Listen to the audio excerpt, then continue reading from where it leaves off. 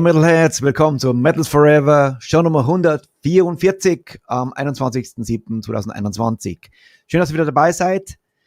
Ich muss gestehen, ich bin ein bisschen aufgeregt, denn mein Gast ist noch nicht da. Und er hat mir gerade nochmal geschrieben, ob ich nochmal den Link schicken kann. Ich hoffe, er hat kein Problem mit Einloggen. Man weiß ja, Internet kann immer irgendwie abkacken und das wäre natürlich heute eine Enttäuschung, wenn er nicht kommen würde. Mein Special Guest heute. Wir haben ein Riesenprogramm, 12 Videos von Tygers of Tang. Also, das ist schon das meiste überhaupt bis jetzt. Außer der Metal-Marathon natürlich. Aber bevor es losgeht, ihr wisst, ich gebe nicht auf, bis er da ist. Und wenn nicht, dann spielen wir die Songs so. Egal, weil heute ist ein Fest. Alle Tygers of Tang-Fans, das wird heute geil. Zwar gibt es nur von den letzten 3 Alben Songs, denn davor sind es auf Major-Labels, können wir nicht spielen, leider. Aber so viele coole Videos, so viele geile Songs. Also, Tygers of Tang-Fans, es wird ein Fest. Und habe mir gedacht, wer könnte heute der Metalhead des Tages sein?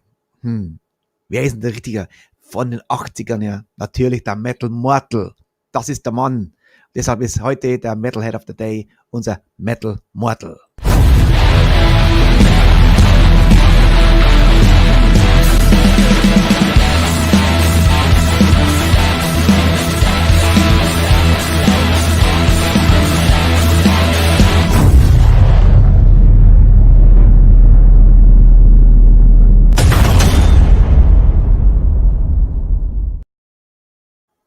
Hier noch mit dem Ace of Spades. Er ist natürlich schon ein Thunderstruck, unser lieber Mortal.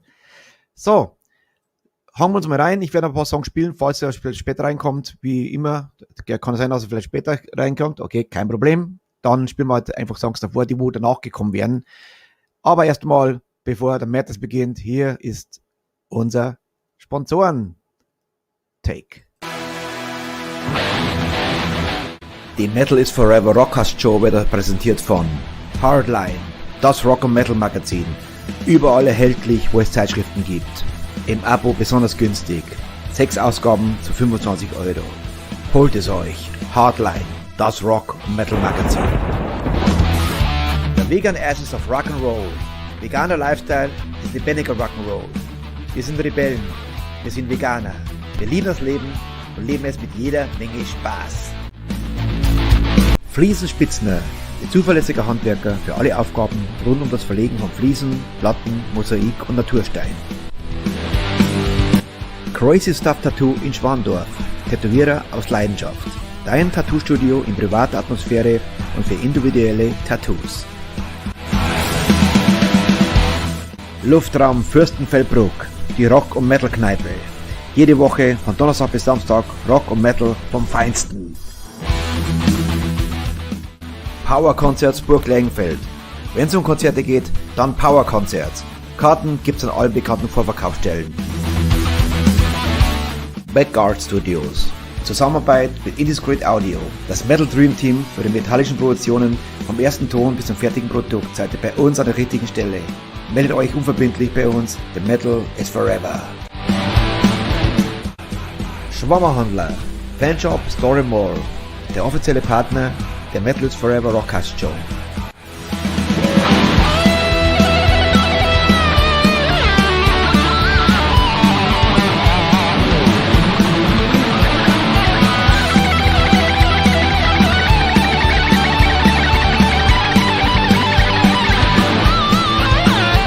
Rock of Angels Records. Von Metal Fans für Metal Fans. The home of Rock and Metal. Roar!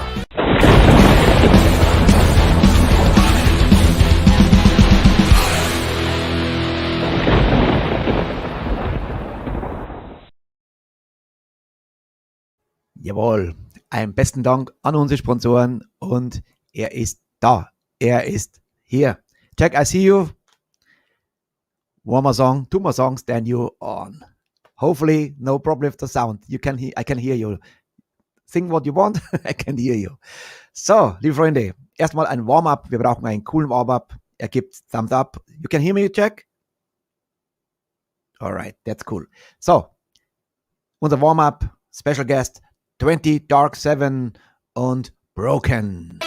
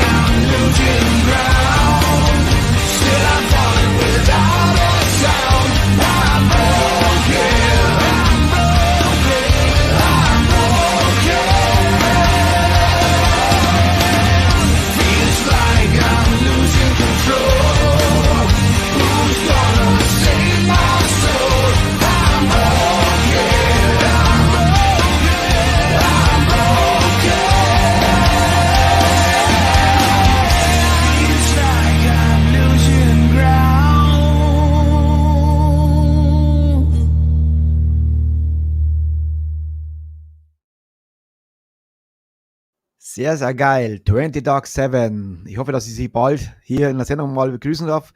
Die Vocals aufgenommen in den Backyard Studios von Poppes. Jawohl. Und der Micha von Black & Damned macht ein Video. Ist es nicht geil? Wie klein der Kreis ist da? So, geiler Sound, geile Band. Ich hoffe, Sie kommen bald. So, und jetzt Ready for Attack. Ready for Tygers of Tang. Und dann kommt der rein live. Unser Jack Wiley from Tygers of Tang. Und hier unser Opener Only the Brave.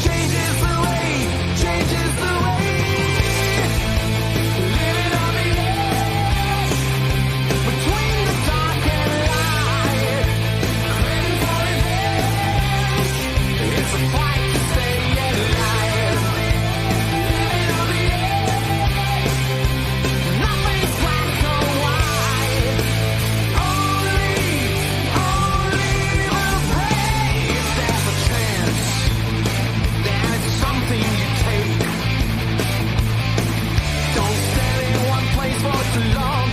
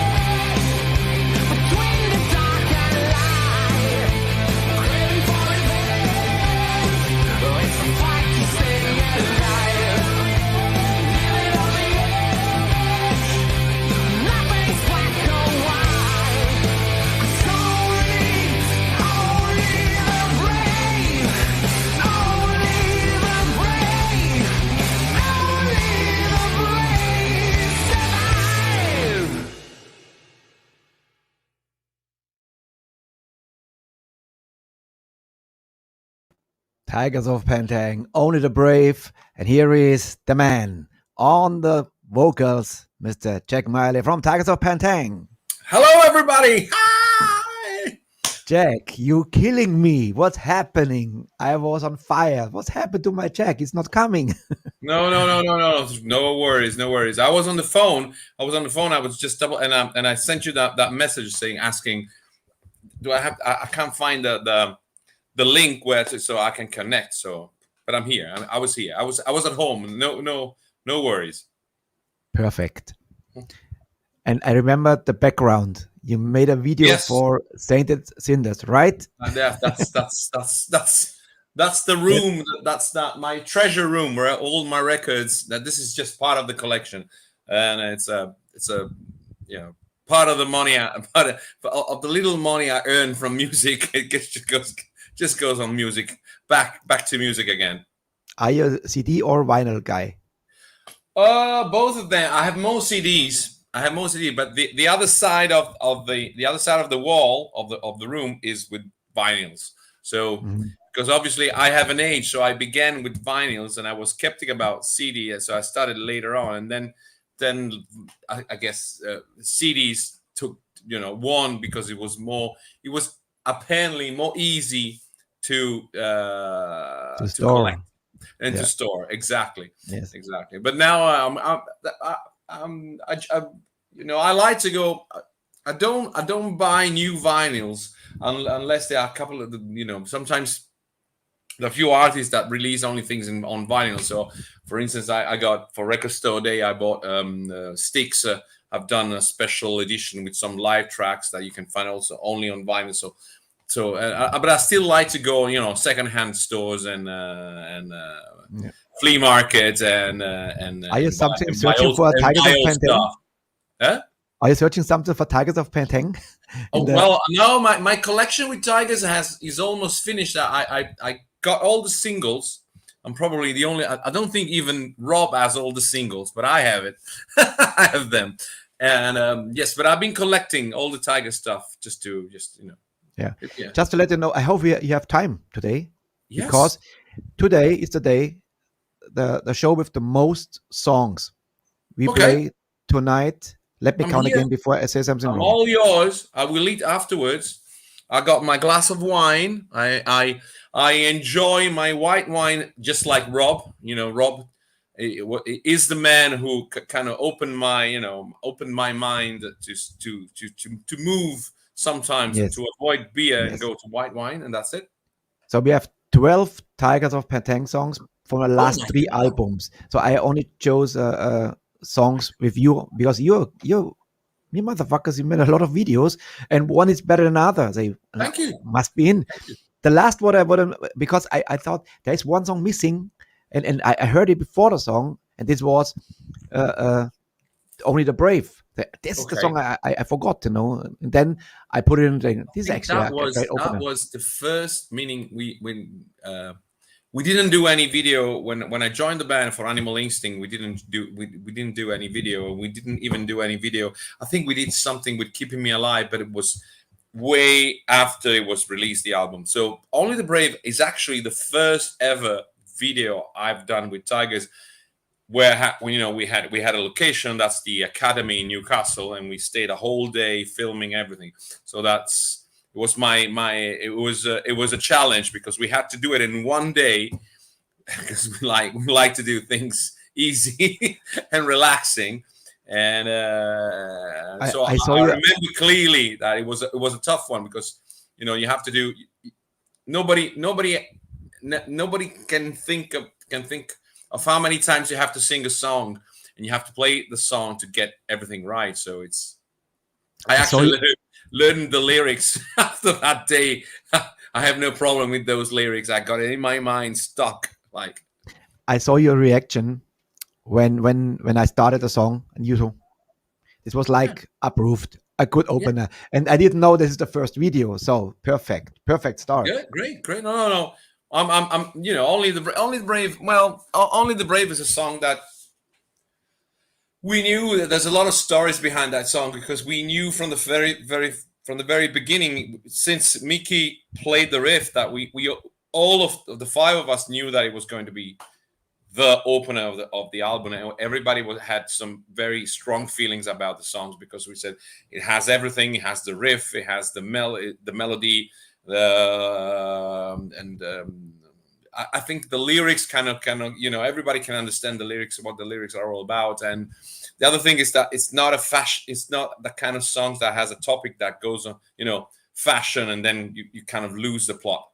Even now with the pandemic, meaning only the brave things can work. You can relate to that. Meaning you have to keep you have to keep going. You have to keep going, being optimistic, and Yes. follow your instincts and go for it. So it's a fashion, of course. Tygers of Tang. It's an old-fashioned band. But yes, my opinion now, because I listened all the tracks now, and it will be very, very, very cool today. And I agree. We have Metal Mortal. He's our metalhead of the day. He's always in our fan club, and he's our old school metal fan. And of course, he would love to listen to songs from Wildcat, the first album, or Spellbound. Oh, we have one Spellbound, but alive, and Crazy Nights, The Cage. This was actually the absolute the killer album, The Cage. The Wreckage Age, Burning in the Shade, Mystical, Noises from the Cat House, Animal Instinct, so many. But my opinion, your new guys like Mickey Crystal and Gavin Gray brought fresh blood, because I see the videos. I'm watching Rob Weir. Rob is the old fella. He's the gray man. He's the guy who founded the and I researched and sometimes Wikipedia is not right. So you have to be careful. Don't believe everything you read in Wikipedia. That's why I always ask, is this true fiction or facts of fiction? Fact is, Rob Weir, he founded Tygers of Tang, right? Yes, absolutely true. Rob, if I remember from the stories that Rob told me, is Rocky, the bass player, and Rob, they were the founders of Tygers of Tang. There was the first, since the very first lineup, though. Rob and Rocky were involved. So yes, that was it. And then in the story of Tygers go way back in the mid 70s, just like Saxon. I think if you spoke, I remember I did some gigs with Oliver Dawes and Saxon. We shared the stage, and I also played with Graham Oliver for a couple of shows. And just like Saxon, meaning they were playing hard rock way back in the middle 70s, and then they got stuck into the wave of British heavy metal, because in the case of Tygers, when they got Jess Cox, he had that punk attitude in the vocals, the lyrics, the way he was, delivering the lyrics and everything, that was so much into the punk and late 70s, and he worked it out. While with Saxon, if you listen to the very first album from Saxon, it's very much more hard rock, and then it's from Wheels of Steel and Stronger Arm of the Law that they got the right balance between heavy metal and some kind of hard rock drive. I remember in the 80s, I'm a metalhead since 78, and I remember it was strange to have a band called Tygers of Tang, because there was it was either a one name like Saxon, Motorhead, or the two names, Judas Priest, Iron Maiden, Motley Crue, and then there was a band Tygers of Tang. Do you know the story? The history. Well, the story is that the Tygers. Well, it's from Michael Moorcock novel. I don't remember the name. It was one of the novels from this guy, and in the novel there were the cliffs, where the cliffs of Tang, where live there. That's some Tygers. So that was the thing. Okay, I like the idea of the cliffs of Tang. So Tang is a kind of exotic place where nobody knows what is it. It's like Fantasyland. Yeah. Right. Something completely that you can close your eyes and imagine how you want it. And then the idea of the Tygers, I think it was the idea of having something real, a bit aggressive. So a tiger. So and then what happened is that the first album, Wildcat, with that, with the image of that tiger's, head, really worked perfectly, and everything worked. And but I know from Rob that the name has been misspelled and mispronounced since the very beginning, and there was also some jokes about the fact that they had such a strange name. So even back in the days. So, but I think it worked. I like the Chinese logo. I always been meaning when I was a kid, when I was a teenager, and I didn't know anything about Tigers, but I think the first album I bought was The Cage, but then I bought Crazy Nights, and I really liked the logo. I really liked the logo and the idea of the tiger, and I didn't know what to expect from the album actually. And actually, I went backward because I started with The Cage, and then I get to Crazy Nights, which are two completely different albums. And but still, I was kind of there's such a special thing about that era where every band had their own personality, had their own sound. If you go back, Iron Maiden, Saxon, Def Leppard, Tigers of Pantang, Angel Witch, Venom, and they're all different. It's not like nowadays where when you follow a genre, they all have the same sound, the same drums, the drum sound, the guitars, and everything. I think what made new wave of British heavy metal special was that every single band followed their own inspiration. There was no rules basically, and everybody was very personal. And I think that made it work. Nowadays, when you are now in the band since 2004, right? Yeah, long time now. How many? Yeah. The longest was actually Jess Cox, right? Well, the singer that lasted more, yes, because Jess Cox joined the band, I think, in 1978, and then until 98, so 2 years. Then you got John Deverill, who lasted with the original lineup, and then recreated the Tygers and did 2 albums, and then without Rob. And but at the moment, I'm a long-lasting singer of Tygers, and it's been a while. And I'm almost reaching John Deverill in terms of albums, so that's it's a challenge. So how is it for you? You was a fan in the first place. I was a fan. And then you became the front man of Tigers of Pantang. So when you're now in a show and after the show, and people come in with albums, and you sign albums actually from way back in the days, I always ask, can I sign this? Because especially in Germany, the people are very precise. So when I remember when we did some signing at Bang Your Head, there was people coming with a pile of records, and obviously Rob had to sign them all, and then me signing the one that I was involved in. And so but every time when it comes down to signing, I always ask the guy, look, I was not in the album. Is it okay if I signed it? And sometimes you get, oh, sorry, no. And then in that case, they change. They pick up another album. Let's listen to some music. Yes. The original opener for today was the song Destiny. Okay. It's a very, very cool. You wrote the lyrics?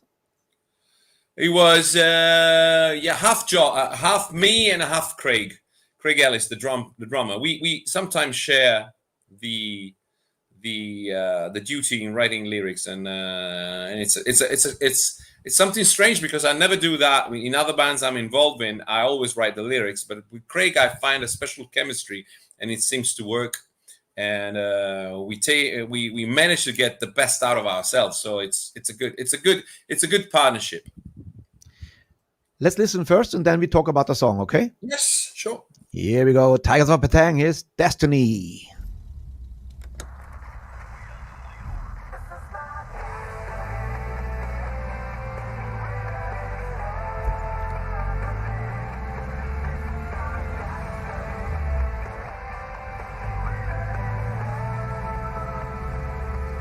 This is my destiny.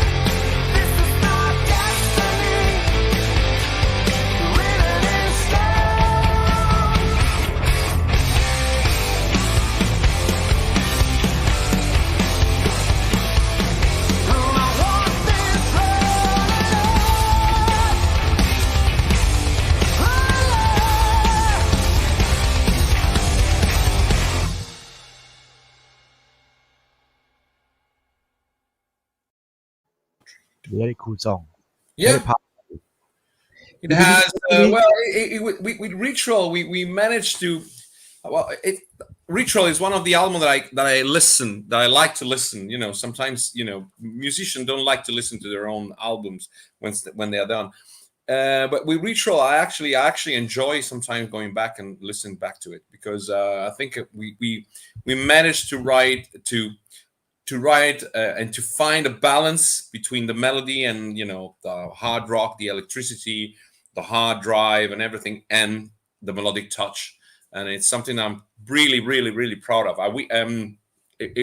Something we've been working on for the next album, and hopefully with Francesco, the new guitar player, we managed, even though everything was done by due to COVID within distance, but we managed to write some really cool songs that with the same vibe, having Ritual in mind, and kind of try to get a step forward and do something hopefully better than Ritual, but in the same direction. So hard rock song with heavy riffs and everything, but with a big touch of a melody. You tonight we have a lot of great songs, and you have some songs already. Let's say "Never Give In." It's a perfect example. This fits you perfectly. But Jack, bring me back to the moment you got the confirmation that you are the frontman of Tygers of Tang. What went through your mind? Well, I was surprised because it was all done at the first step was all done by email. So I sent a couple of demos and everything, and then I didn't even know that the band was Tygers. It was like a blind audition, and then I got the notice that I got the confirmation I was Tygers of Tang, and I said to myself, that's good, because I know them, I know the songs, I know the album, so I can I immediately said, I can, maybe I have a chance to do it.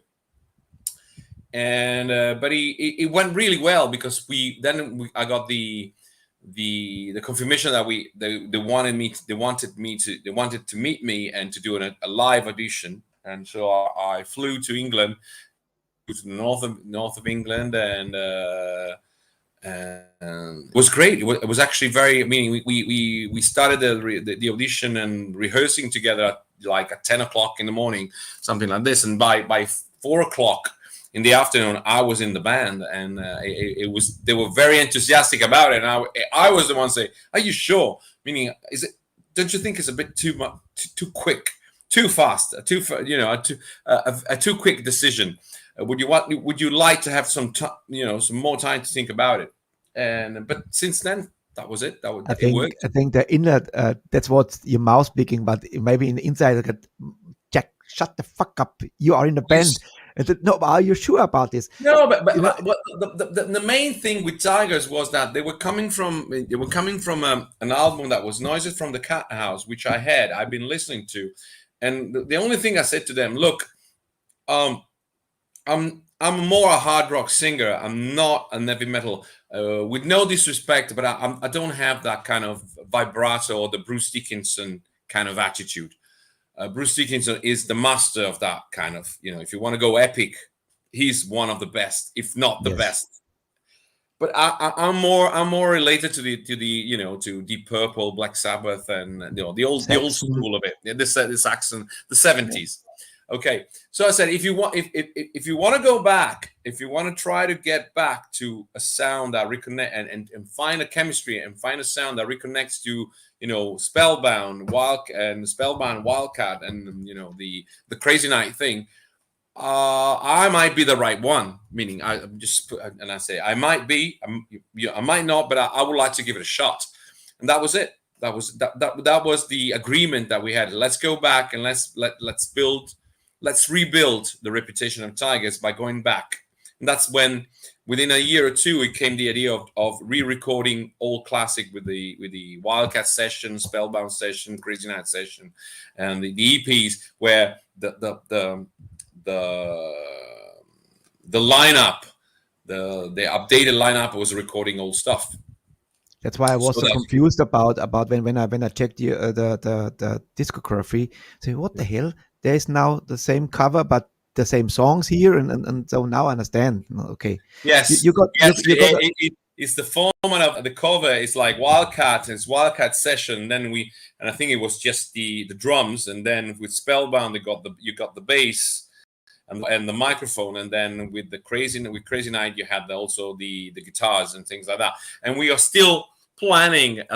It's taking ages, but we have in mind to do the cage. Even though the cage is a tough one, because obviously at that time there was a lot of technology involved in the early 80s, and it's difficult to choose the right song and to choose the song that we would like to give them, a completely different arrangement.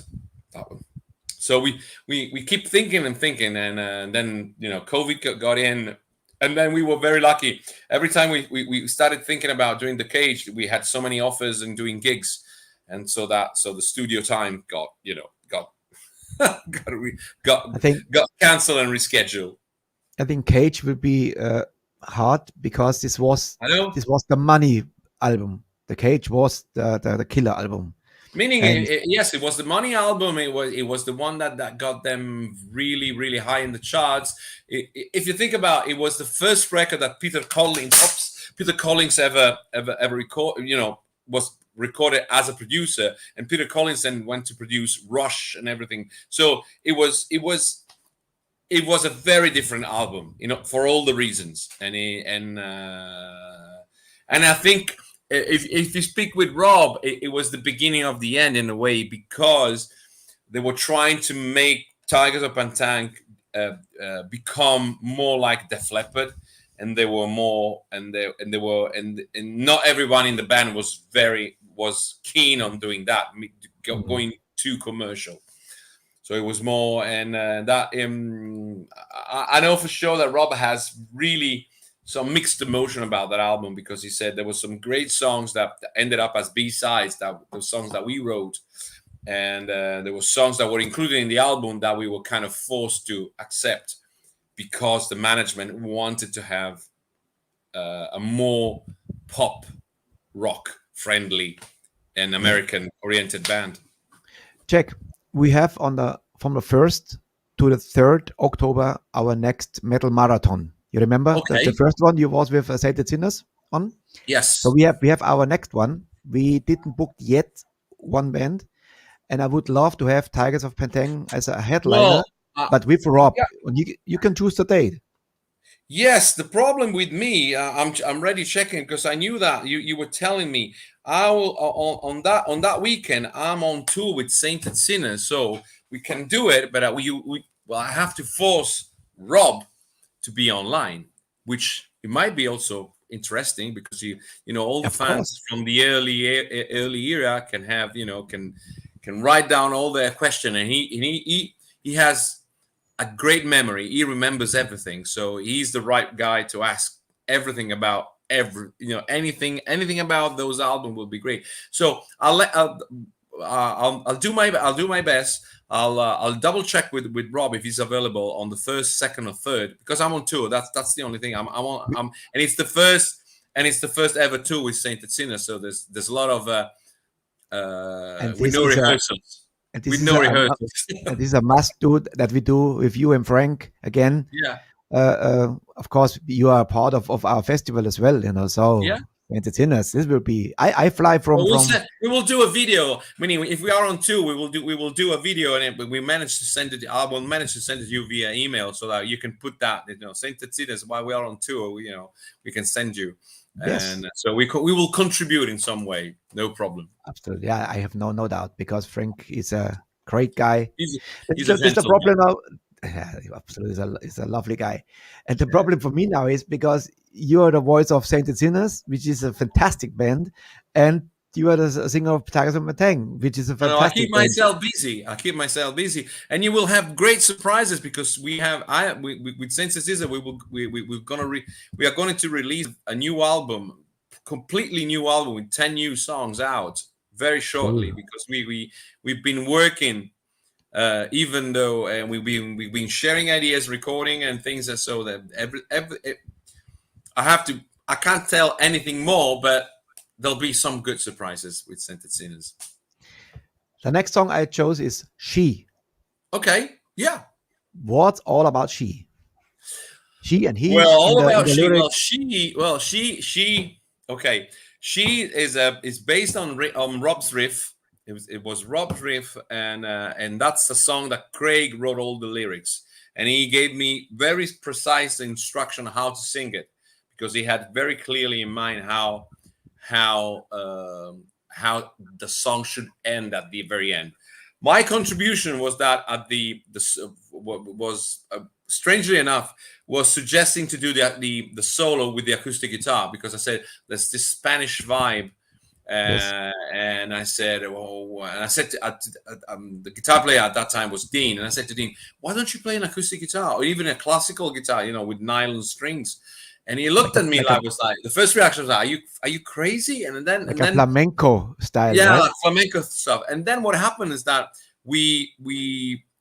I suggested this idea while I was in the studio with Chris Tangaridis as producer, and he went absolutely mad about it. Said that's a good idea. We have to do it.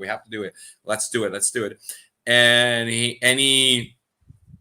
was the one who added the castanet to add that flamenco feeling. That was Chris Tangaridis' idea, saying, okay, during the percussion, the session with Craig, he said, we have to put some castanets, and that worked. I really enjoyed that. We played it live, but we didn't play like that much. But it's a great song. It has a nice vibe. Again, it's a song that when you think what I like about Tygers is that when you think about a song and you think you got the song, at some point there's a little bit of changes that you don't suspect. In this case, is the flamenco, acoustic solo you would never expect. And how was the work with Chris? Oh, unfortunately, passed away. He passed away. Yeah, unfortunately. And for me, I keep saying to the guys look at me. For me, that week with Chris was one of the best week of my life. I learned so much from him. He was the most.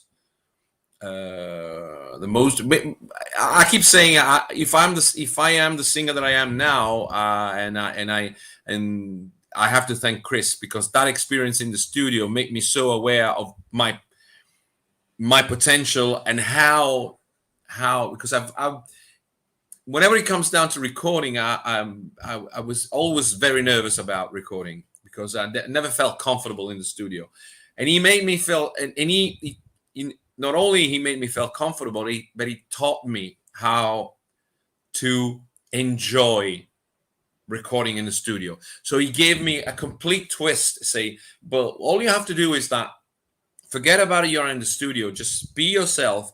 Pretend you are playing in front of a big audience, and you just concentrate on the feeling and the delivery.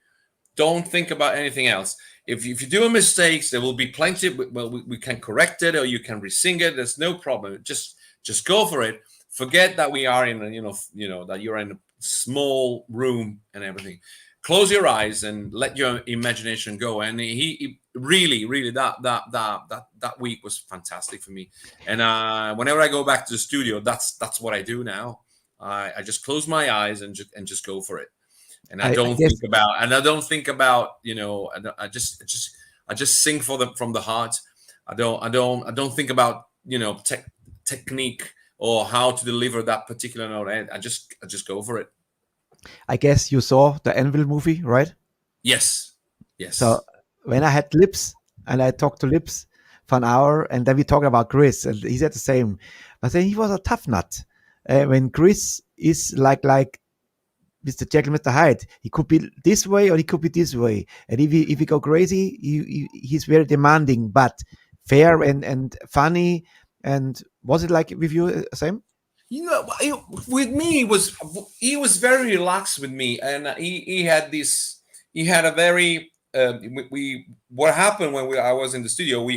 we met at 10 o'clock in the morning. We'll do three. We start a song. We do 3 takes. Then we'll listen to the 3 takes and we discuss about the 3 takes. I like this. I like this. I like this. Okay, let's put this together. Okay. Why shouldn't you? And then we start sharing thoughts about what I should re-sing because was not perfect. And then once the song was done, it was tea time. So it was like, okay, now we've done our first. That's the first run. Now we need 30 minutes relax. And he was going and he had his cup of tea and he would start talking about stories about, Gary Moore, Phil Lynott. And I was like a kid. Oh, really? Oh, I remember when I was, when I was recording, Painkiller with it. And I was like, oh, Painkiller. Wow. I have the same situation when I work with Martin Pearson in Switzerland at a Pablo studio when he's the producer of Crocus and so many. Yeah. And he tells me all the stories during the dinner, after that we had our 12 songs in a couple of days. And then we had our dinner and he told me all the stories, how the first 2 Crocus albums were made. And so this is interesting if you like a young dude and you think, man, he recorded this album, fuck. Okay, let's listen to She. Yes, and that's good. Right? Now we especially listen to the what is it? Castanets.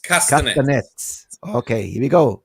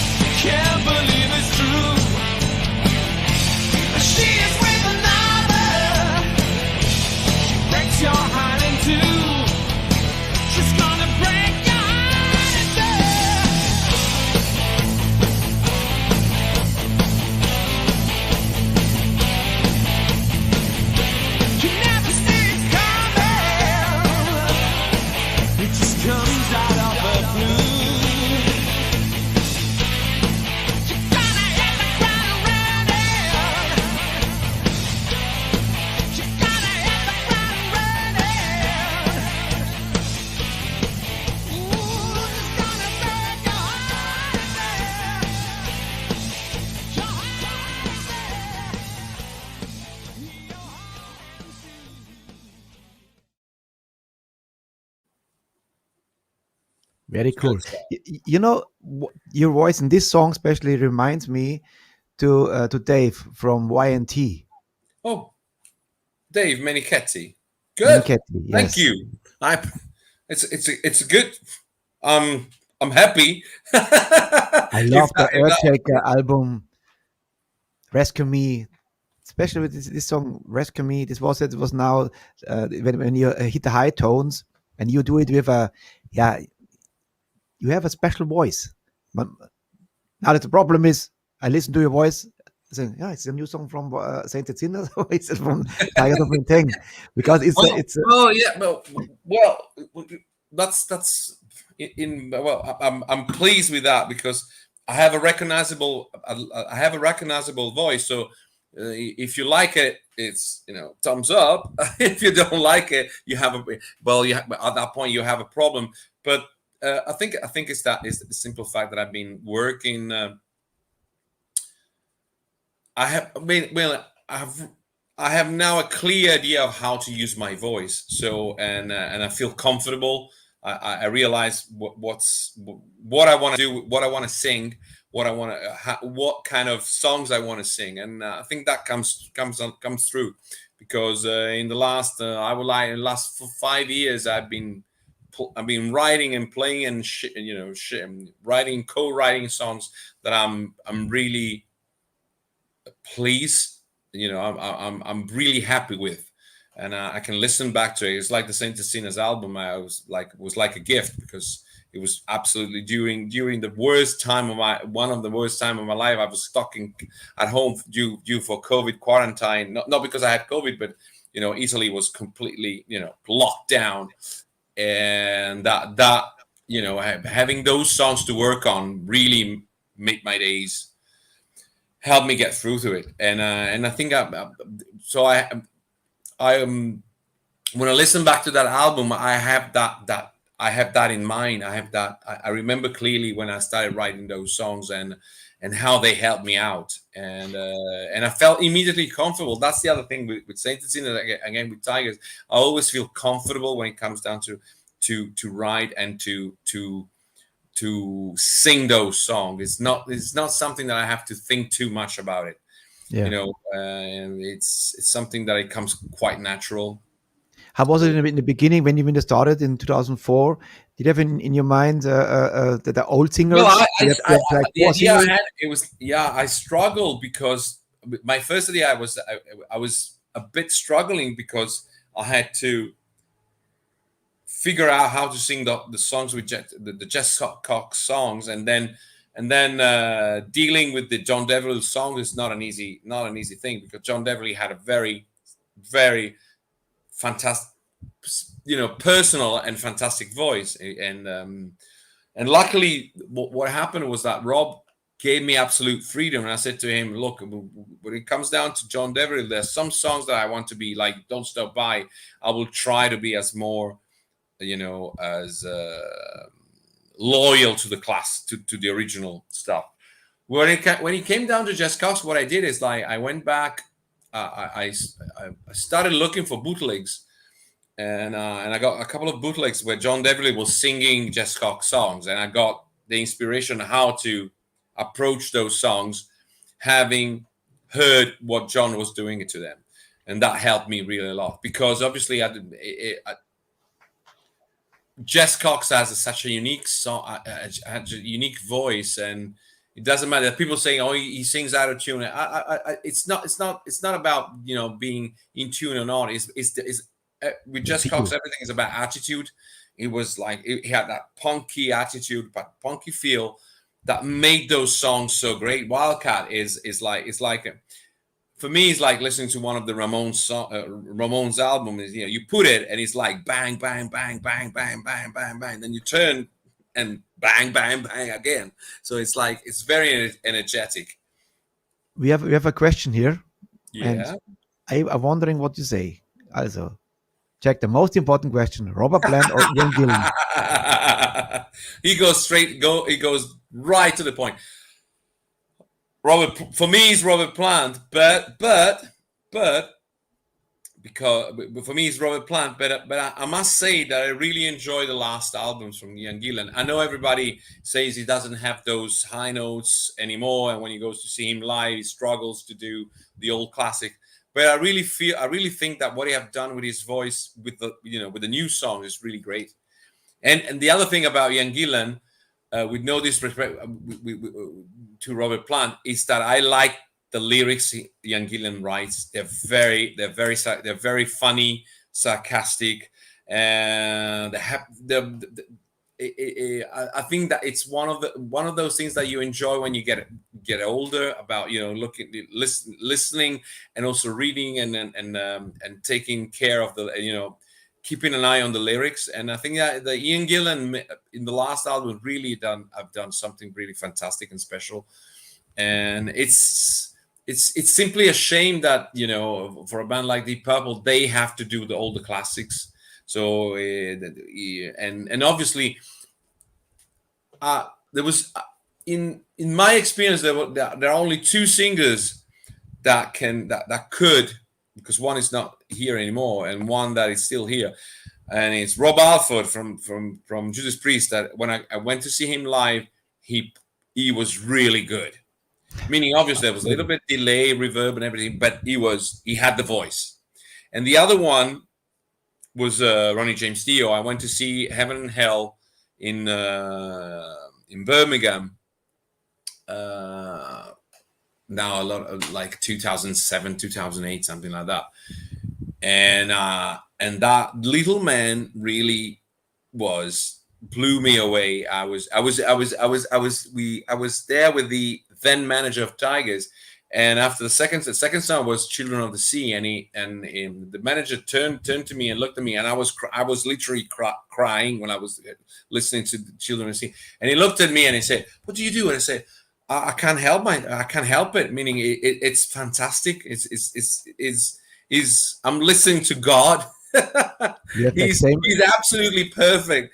You have the same slang like Rob Halford, I can hear I can hear the passion, the intention. I can hear the words, everything. I have chills up and down my spine, and then all of a sudden I got goosebumps, and then the tears came out. I couldn't stop, and I just let them out because it was so unexpected to hear somebody so good. So yes, he's amazing. Fantastic. Yes, I want to ask you, because when I listen to interviews from Rob Halford, are you in the same city, born or something? You have the same. No, because I live in Florence. I live in Florence, but probably he's from Birmingham. Rob Halford is from Birmingham. What happened with me? I mean, I'm 100% Italian, but since I've been dealing with these guys from north of England, I picked up some kind of strange accent that kind of relate to. It's not the typical Oxford English. It's more like people of the streets kind of accent. Next music. Yes. The Devil You Know. Okay. Oh, great song. One of my favorite. It is together with Only the Brave is one of those songs that I would like to play every time live, and that's my song. That I wrote the lyrics. I wrote the lyrics and the melodies for that. And again, it was I got the demo. It was Gav and Rob idea, and they worked on the demo. And the minute I heard it, I had straight from the first moment I heard it, I knew what I was that I was going to work on it, and I knew the idea about it, and I had this idea that I imagined that it would work perfectly as one of the last songs of the show, because it gives me the opportunity to sing, to have the crowd singing back and forth, answer backs from the crowds. So it's the kind of songs that you like to have, on the second half of the show, where you have to keep the audience, if it gets tired, keep it, yes, keep it back. Let's listen to the song first, and then we talk a little bit about the lyrics and what is behind. Here's The Devil You Know.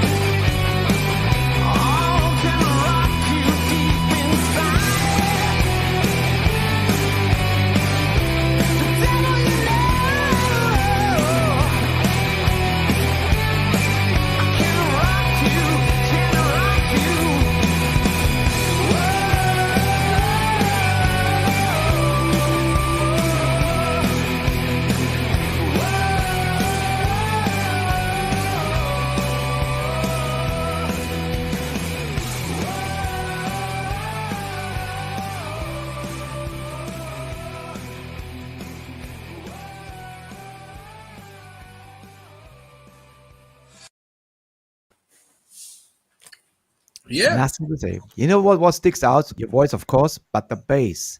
I love That was this. Gav. That I was love Gav. It's a this Gav steady song. bass. He had the idea. He had the idea coming, and I have to be honest. When he came, when he sent the demo, I had, even though it doesn't sound like, but it reminded me of Symphony of Destruction from Megadeth. I had that kind of attitude. So I had that in mind. So I wanted to have a voice, like a dark voice during the verse, and then to explode after. And again, the lyrics are about, everybody in life have known a couple of bad girls that make you feel really good, and at the same time turns your life into a nightmare. So that's what the song is all about. So I think every man should have that kind of experience at least once in their life, to have a girl. I had hundreds in Thailand, I tell you. Fuck me. Exactly.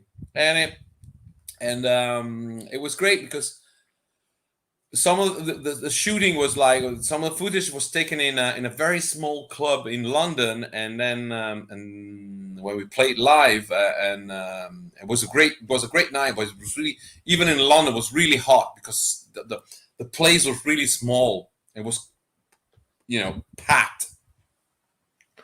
And I remember because we played this song like again in the second part of the set. So you can see from us that we were all kind of sweaty and and you can tell it was really hot in there.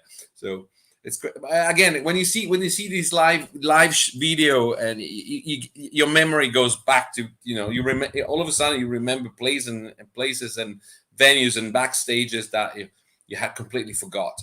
And so it's a bit fun. It's funny for us musicians, because you go back straight away, memory lane, and oh yeah, that where was that? Oh, that was that in the small town that had that huge backstage that we hang out all the time, during the video. I'm watching your reaction. Sometimes you smile, sometimes you laugh, as in, because I get it. All these songs. I think this is today's the very first show. I played 12 songs. This is the most ever, because there is, and we have some comments from our fan club. Please greet our fan club, because we reach already 51 members now. Ooh, yeah, great, good, well done. Our backbone, our beloved fan club. The metal is forever united fan club. And the comments are in German, of course, but it's crazy what people writing about you, and there's one, I saw one before, but you have so many. Let me see, where was it? It sticks out a little bit. No, there's too many now. But okay. If there's any question, just let me know. We do a Q&A later on. Okay. Now we have so many songs still. Yeah. The next song is "Cruel Hands of Time." Okay. That's a fantastic song. That was a B-side. That was something that we recorded with Chris during this ambush session, and I have to be honest, I don't know for what kind of strange reason we thought it was not worth including it on the album.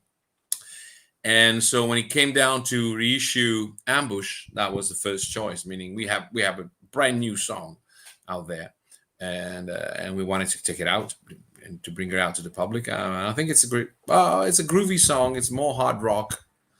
I think there's a great solo from Dean on at the very end, when it goes like with a shuffle, a bit like Ready and Willing, Whitesnake, old Whitesnake. It shows that Dino how good Dino was and is. The early 80 Whitesnake, right? Yeah, early, yes. Early Whitesnake. Mickey Moody, not the blonde hair, and America style. The one that looked like a pop band. Like a pop band. When John Sykes was still in the band. Yes, he was still with Tygers, exactly. He was in Tygers. John Sykes. What the hell, huh? Do you ever met him? No. No, I never met him. I know he's in contact with Rob. Sometimes they speak to each other, but he's based in California. So it's Yes. what I get. Meaning I never met him, but from what I can tell from for the people who met him, who know him and everything, it's not an easy person to deal with. That's it.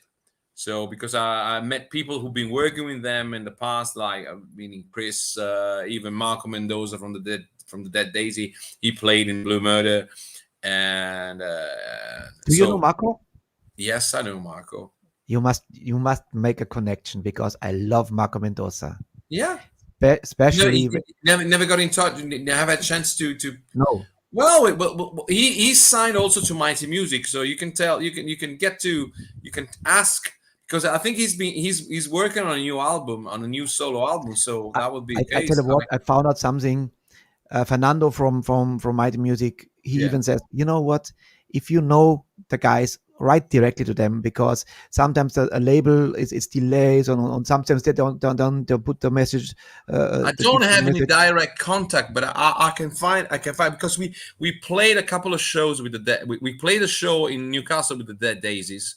And Mickey McChrystal played with Marco. He did a tour with him. So and obviously he's in touch with him. So what I can do, I'm in good contact with Mickey, and I can say, look, if whenever Marco comes, he's promoting he's got anything new out. I can. Marco Mendoza is a killer bass player. He's a great guy also. He has a lot of stories to tell. Meaning, I like him very much. Very much with the Whitesnake lineup. This was a killer lineup with Doc Aldrich, Reb Webb, Tommy Aldrich, and of course Marco Mendoza and the almighty David Coverdale. He's on my bucket list that I have one day David Coverdale in front of me here. But you never know. We keep going. Might happen. Yeah. I'm okay. I am also a freelance journalist. I write for some metal magazines here in Italy. So, and I never met him. I never met David Coverdale, but I had the pleasure to speak with him 2 times, and it was really, really fun. It was really, really, really fantastic because he's the kind of person who obviously he knows what he wants to say, but at the same time he's very open. So if you manage to start talking with him and you manage to let him know that the interview is about the new album, but we can talk about also other things, he's very open, and he shares, and he can share good memories and things, and he's really nice. And I have to say, the first time he's a real hard, old-fashioned gentleman. He wants the name of everyone who is going to interview him. So the first time I was on the phone and I got David Coverdale saying my name, saying hello, Jacopo. I was like, ooh, oh God, it's you. Especially he says the name. He don't like the shortcuts. He said it's a Joseph or a Jacopo. No. He wanted to have the name. He's the kind of old-fashioned guy that I say, whoever interview him, I want to know his name. I want to know from which country he comes from, so that we can, connect. It's something that new generation don't do at all. Meaning they just go. But it's the nice thing in this job now, and I love this job because I listened to like David Rees in Accept in the way back in the early 90s. I listened to, of course, to Blaze Bayley, and suddenly these motherfuckers are here now. They're calling me friend. This is the well. I never forget. I must say, one of my highlights in this show was when Sainted Sinners was in the metal marathon, and suddenly I saw you backstage here. I say, what the fuck? Jack Miley is here, the singer of Tygers of Tang. I couldn't believe it. I was overjoyed, and this was like when was that? In the metal marathon. Okay. Well, 2 months ago, 3 months ago. Yeah. Okay. And I didn't know you are coming. I thought Frank is here.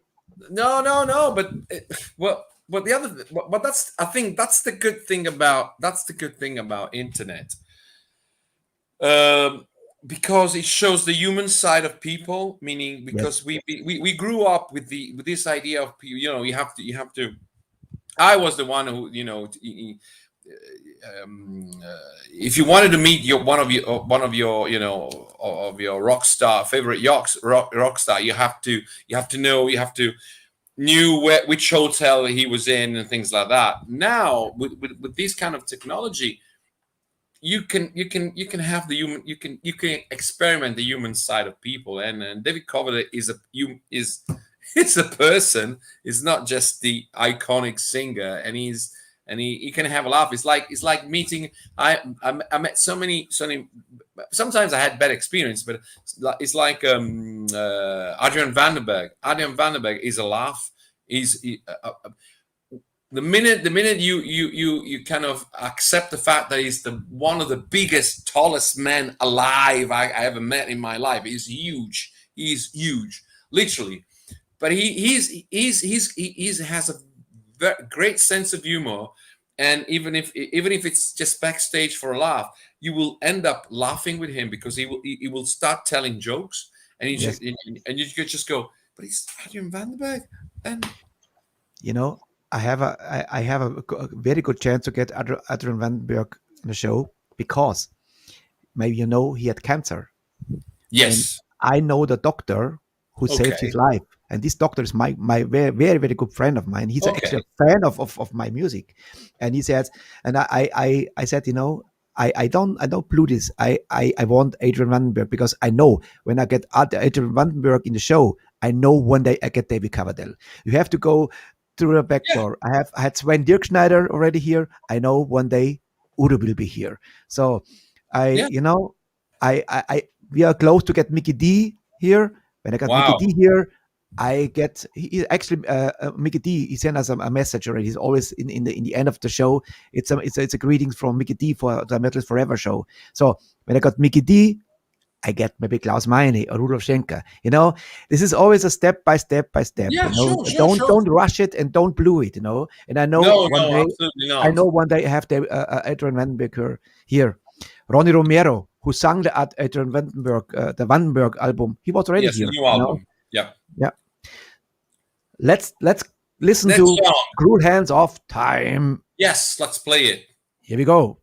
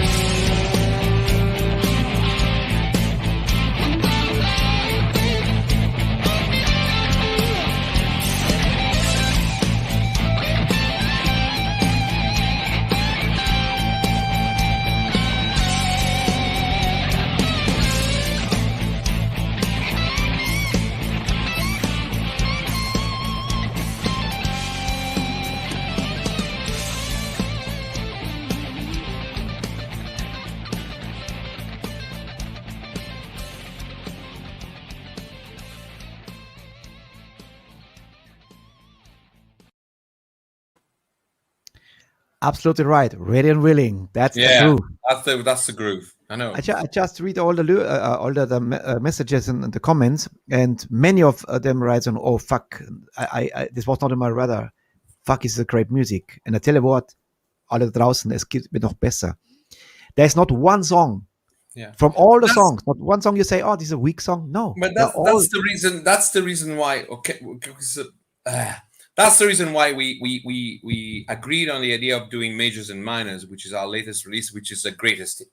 It's not a greatest. It's a collection of songs from the last 4 albums, because we realized that upon there's an audience who doesn't know anything about the new 14 years of Tygers history, and obviously for people like you who've been knowing us since a lot and know that we've been releasing album. Obviously, a compilation albums doesn't kind of say it is nothing special.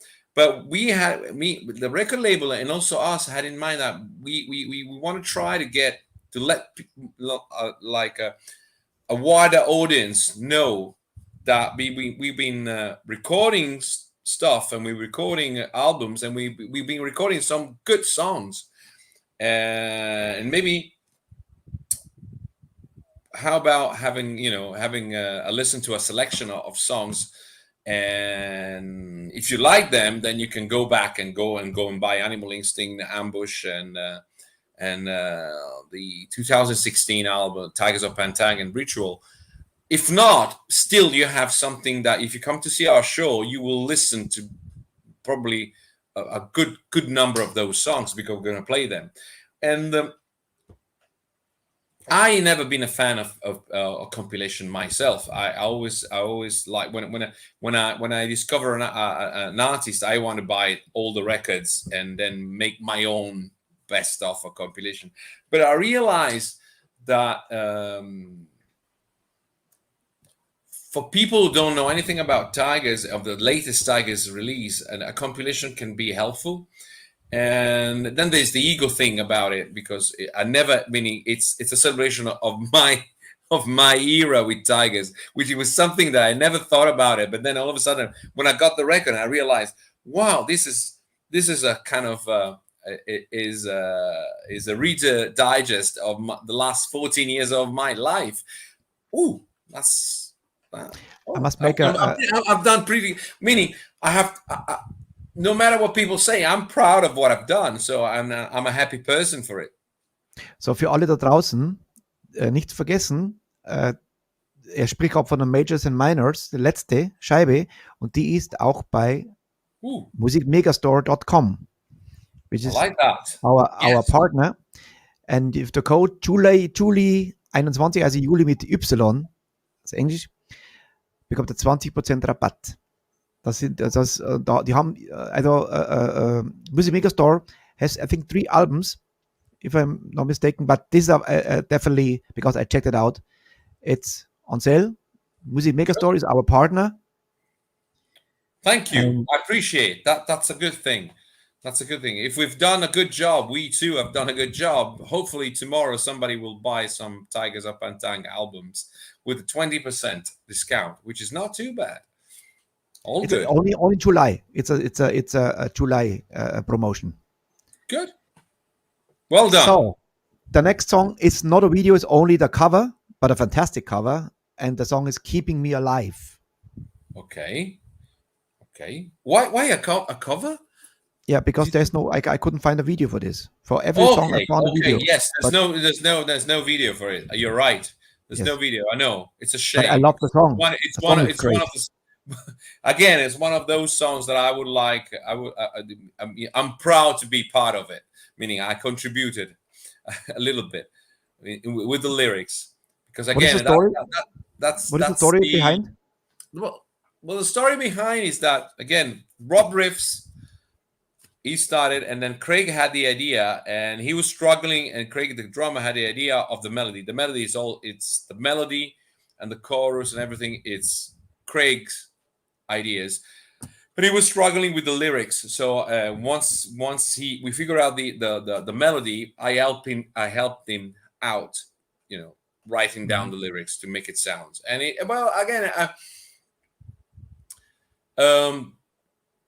I'm pretty sure Craig's has something special and very personal that I don't know about, that it's related to that song. But for me, Keeping Me Alive is like, for me, that song is it's just a song that reminds me how music is important to me.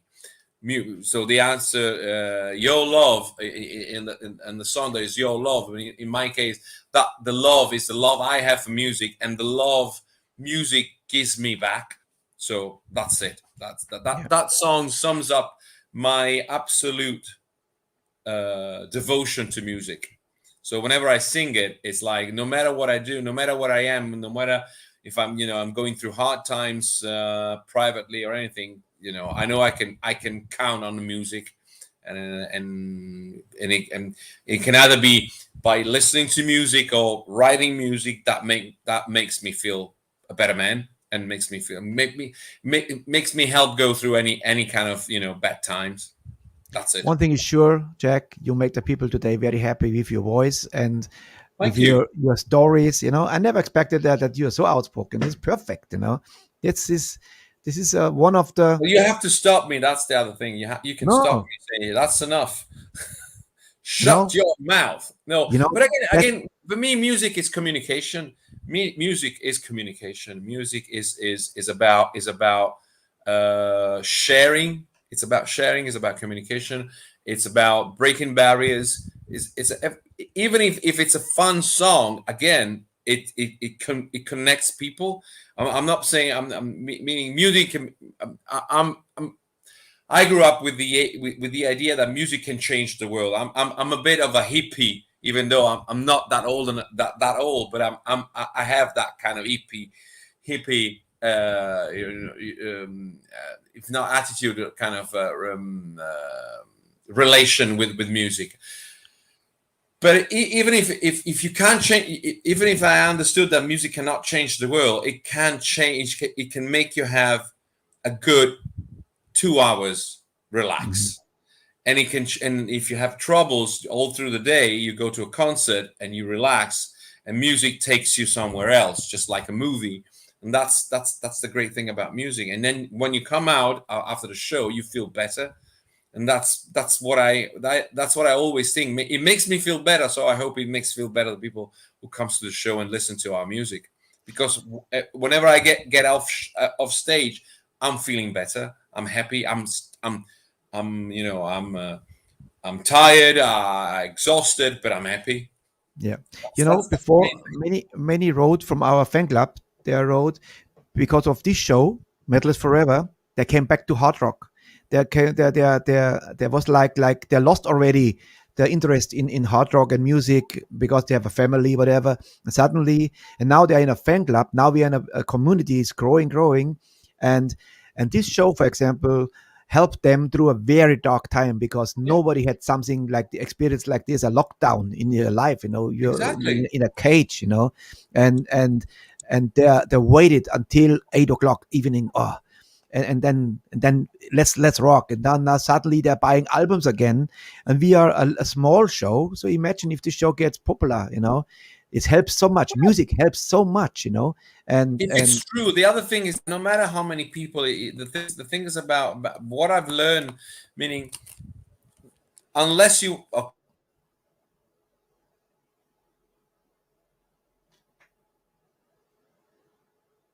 there is he in stock. Dann spielt den Song, bis er wieder ready ist. Oh, you was frozen. Frozen time. Yes, unless you're in your 20s and you want to be a rock star, then you have to accept the marketing rules and everything. But when it comes down to our age, where what I say, I play the music I like, I write the music I like, and everything that is related to music is about being happy, being totally happy with myself and with the things I do. That's it. That's it. So what I do when I play live is exactly this, sharing this, the fact that I feel I'm really, proud and at the same lucky that I can do the things that I like to do.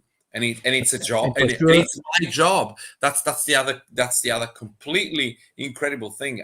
It turns out that I can, obviously not just Tigers. I play with scented sinners.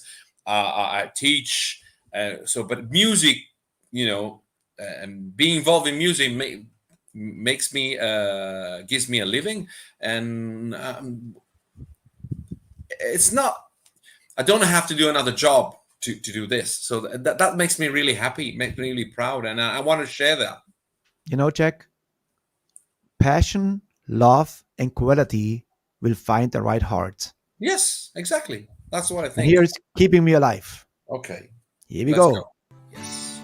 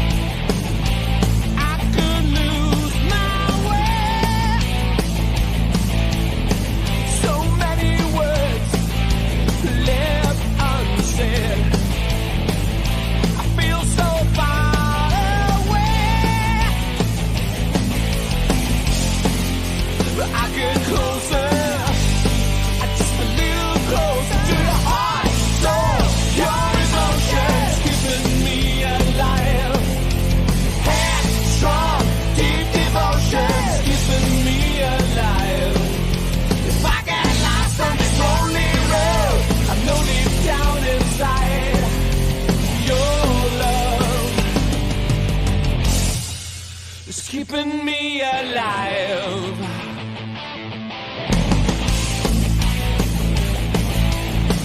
A storm breaks, I see that light up ahead. It will guide my way. I turn to face the demons in my head. I got to follow my fate.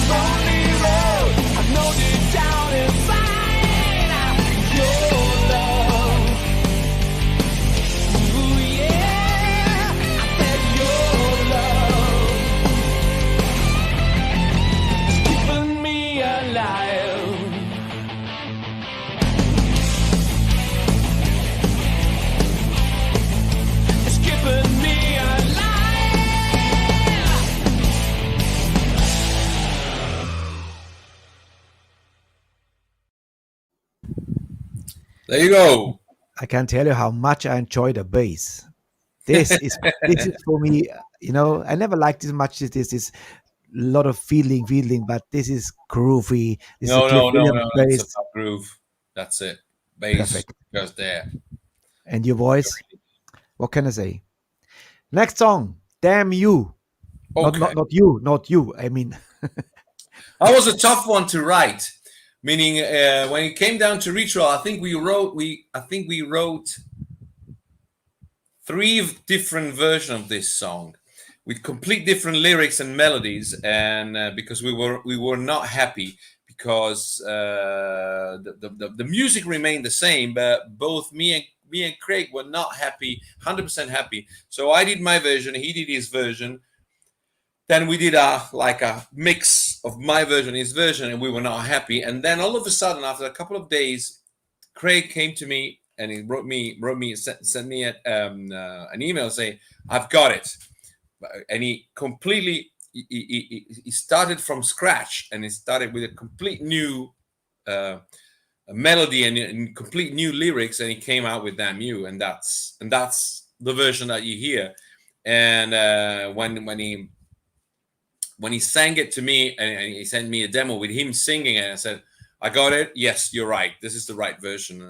And because we wanted to have a song that was going to be straightforward, like the old days, riff, bang.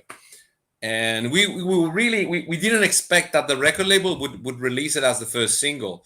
But that was it with Ritual. I think that was the first single for the song, because they wanted to have like a more kind of old-fashioned heavy metal song to go to present the new album. And I think that was that. Then Destiny, and then Art of Noise. I think that those were the 3 songs that we chose for. No, sorry, was White Line. Sorry. Was White Line as the first one, and then we did Damn You, because the White Line was the more like a pop, had that pop feel, and then we did Damn You as the one to keep, don't be afraid, it's going to be a heavy album. That was it. I asked Herman Frank back in January what he's missing nowadays, where he's doing this 40 years now, except in the early 80s. He said to me, he's missing the riff bands, the riff music. I think he will be very pleased to listen to Tygers of Tang, because this is riff-based music. Yes, exactly. Everything starts with a riff, and Rob is the man. He's the riff master, like Tony Iommi. It's just like Graham Oliver from Saxon and Oliver Dawson Saxon. He writes the riffs, and the riffs gives you the direction. It gives you it's you have to keep the riff in mind to build everything around it. And that's how you make great riffs, riff-based songs. Let's hear it. Damn You. That's good. Damn You. Here we go. Enjoy.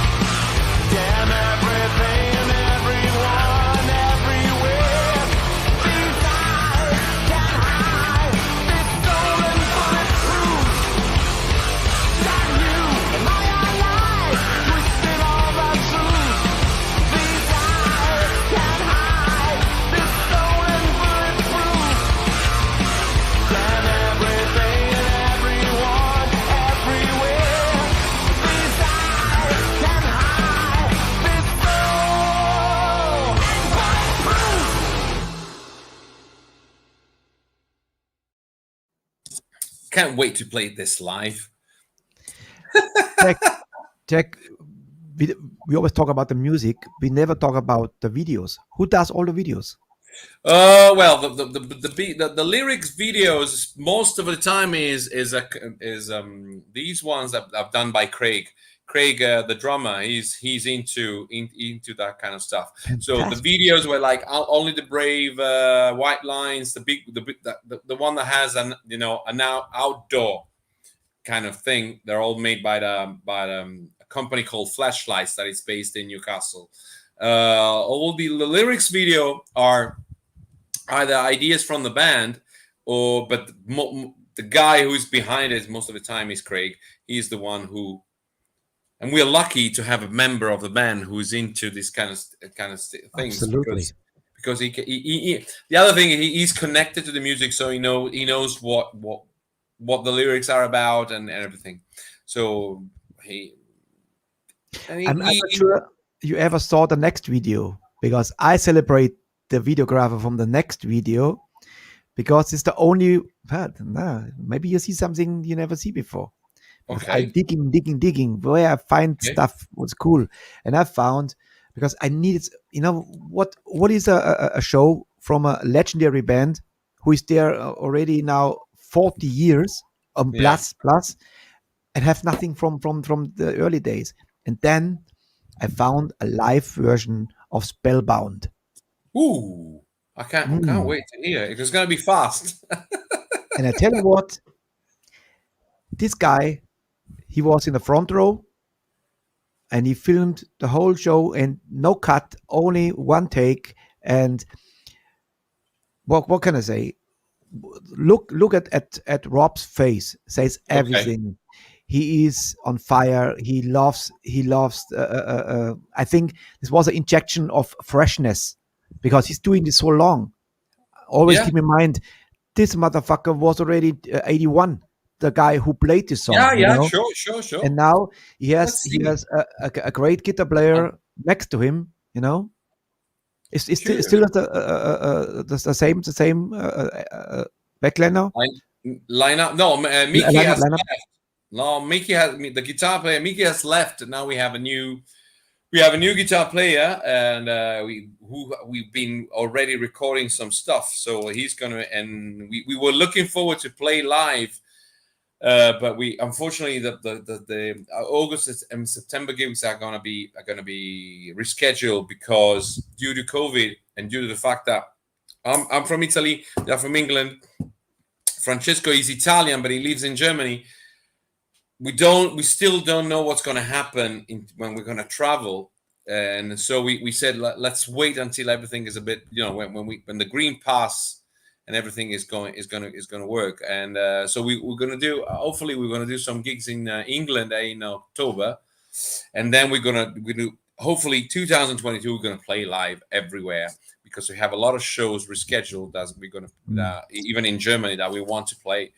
It's going to be 2 years since we played our last gig, so it's like, ooh, so good. Let's see. I'm curious. Yeah, and the song is from 1981. Okay. 40 fucking years.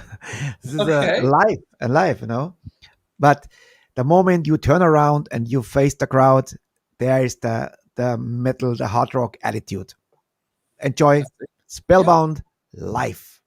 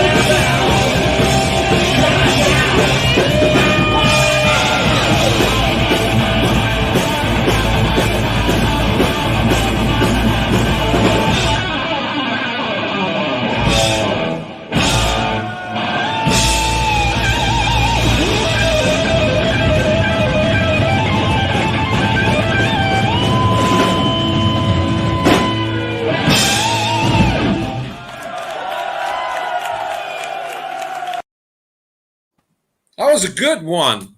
What did I say? Do you know which club was it? Can you tell me which? Because it was like again, it was like 2006. It's the 2016 tour, so 2016-17 tour. But I can't tell. I don't know if it's in Germany or if it's in England. I will find the link and send it to you. Good audio. But I must laugh when I saw the leather, on the side. You know. Yeah. So, you know, I was playing double bass under my desk. You know, like it's so groovy. Fuck. Yeah. And like I said, watch Rob's face says everything. He's enjoying himself so much. Yes, he is. He's fantastic when he play when it comes down to play live, because I don't know where he finds all that energy, but he's always. Well, you not find the energy to come to the show. Kick him in the ass and say, "Hey, motherfucker!" He will. No. He's always up for touring. Meaning he's always. It's not that, but I don't. You know, when it comes when we do like 4 gigs in a row, 5 gigs in a row, I think about, because you kind of forget that he's in his 60s, and then all of a sudden but the moment and sometimes he looked tired when sometimes he looked tired, just like every one of us. But when it comes down to play live, you get on stage, that tiredness completely disappears, and he's on fire every night. And he connects. He has this ability of connecting with people so easily that it's great, really great. That's it. You know, I mean, this is legacy. I mean, this is his band. I mean, he was the founder. I mean, I'm glad, he found you, because you keep this band alive with your fantastic voice and your attitude. And it's a match, And I'm glad you're so outspoken guy. It's a pleasure to talk to you. Really. Thank you. Well, I enjoy. Meaning, again, as I said, I really I feel lucky. And I've never been a show off person. I'm not the kind of.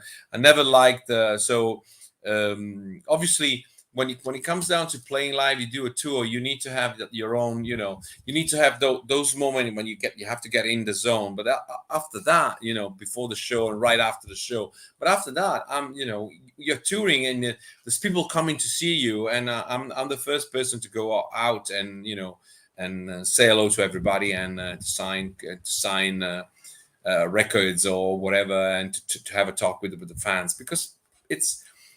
If we can do it, it's because there are people coming to see us. So I'm pretty aware. I heard about it from Ronnie James Dio. He's exactly the same. He's always. He even he waits 1 or 2 hours. He signs and take pictures, and even I know a guy who was on tour with him, and he witnessed Ronnie one day. He said to his bodyguard, "If you ever tells me we have to go, you go. This guy's waiting all day for this autograph, and I give this their right, and I give them. So don't ever shut the fuck up and don't ever tell me again to go. I tell you when I go. You listen to me." This little guy, and he was, and the guy, he was always like very rude. So guys, last autograph, we have to go. And then Ronnie said nothing to in front of the fans, but after he said, "Holy shit." He was very, very, very angry. He said, "You shut the fuck up. You never do it again." It's true. Meaning we can do this and we can enjoy ourselves because there's people coming to see our show, and the people who pay, they deserve to have us thanking them and doing a photo with them, because they've been supporting the band through the years, through the bad times and the good times, and there's no reason whatsoever to not do these things. Jack, this is maybe an eye opener for many bands who are arrogant or moody. Now they had it 1.5 years, no show.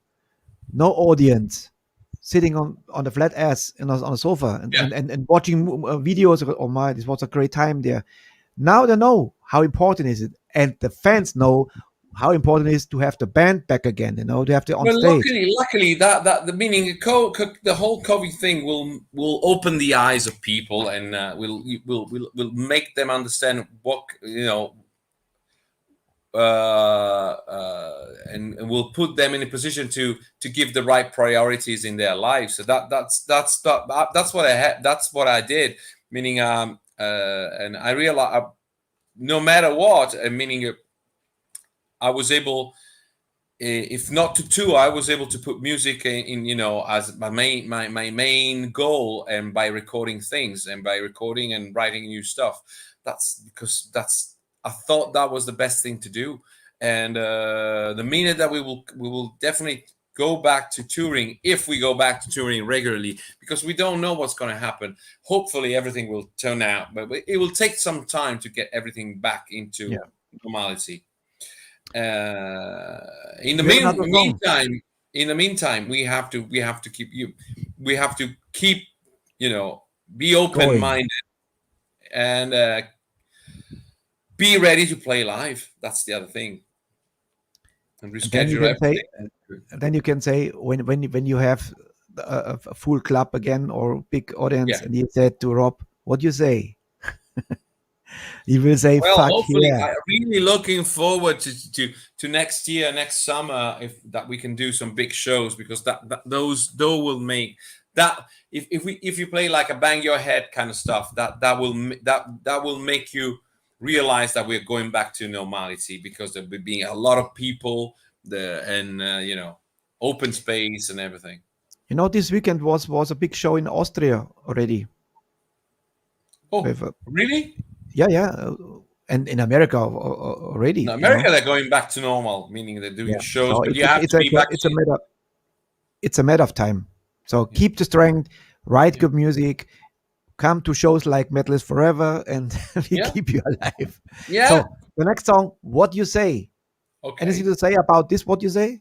But What You Say was supposed to be on the 2016 album, and then we realized that we wrote too many songs, and when the record label said that was going to be a vinyl, obviously not all the songs will fit the vinyl, and there were not enough songs to do a double vinyl. So instead of doing like a CD with more songs and a vinyl with less, the record label opted to just do the track listing exactly the same.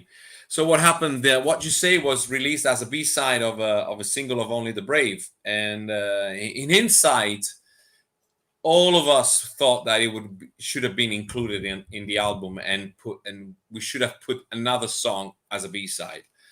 So when it came down to do majors and minors, everybody said, "Okay, this is time to have these songs back on a proper rep and have a proper release," because we thought it was a good song.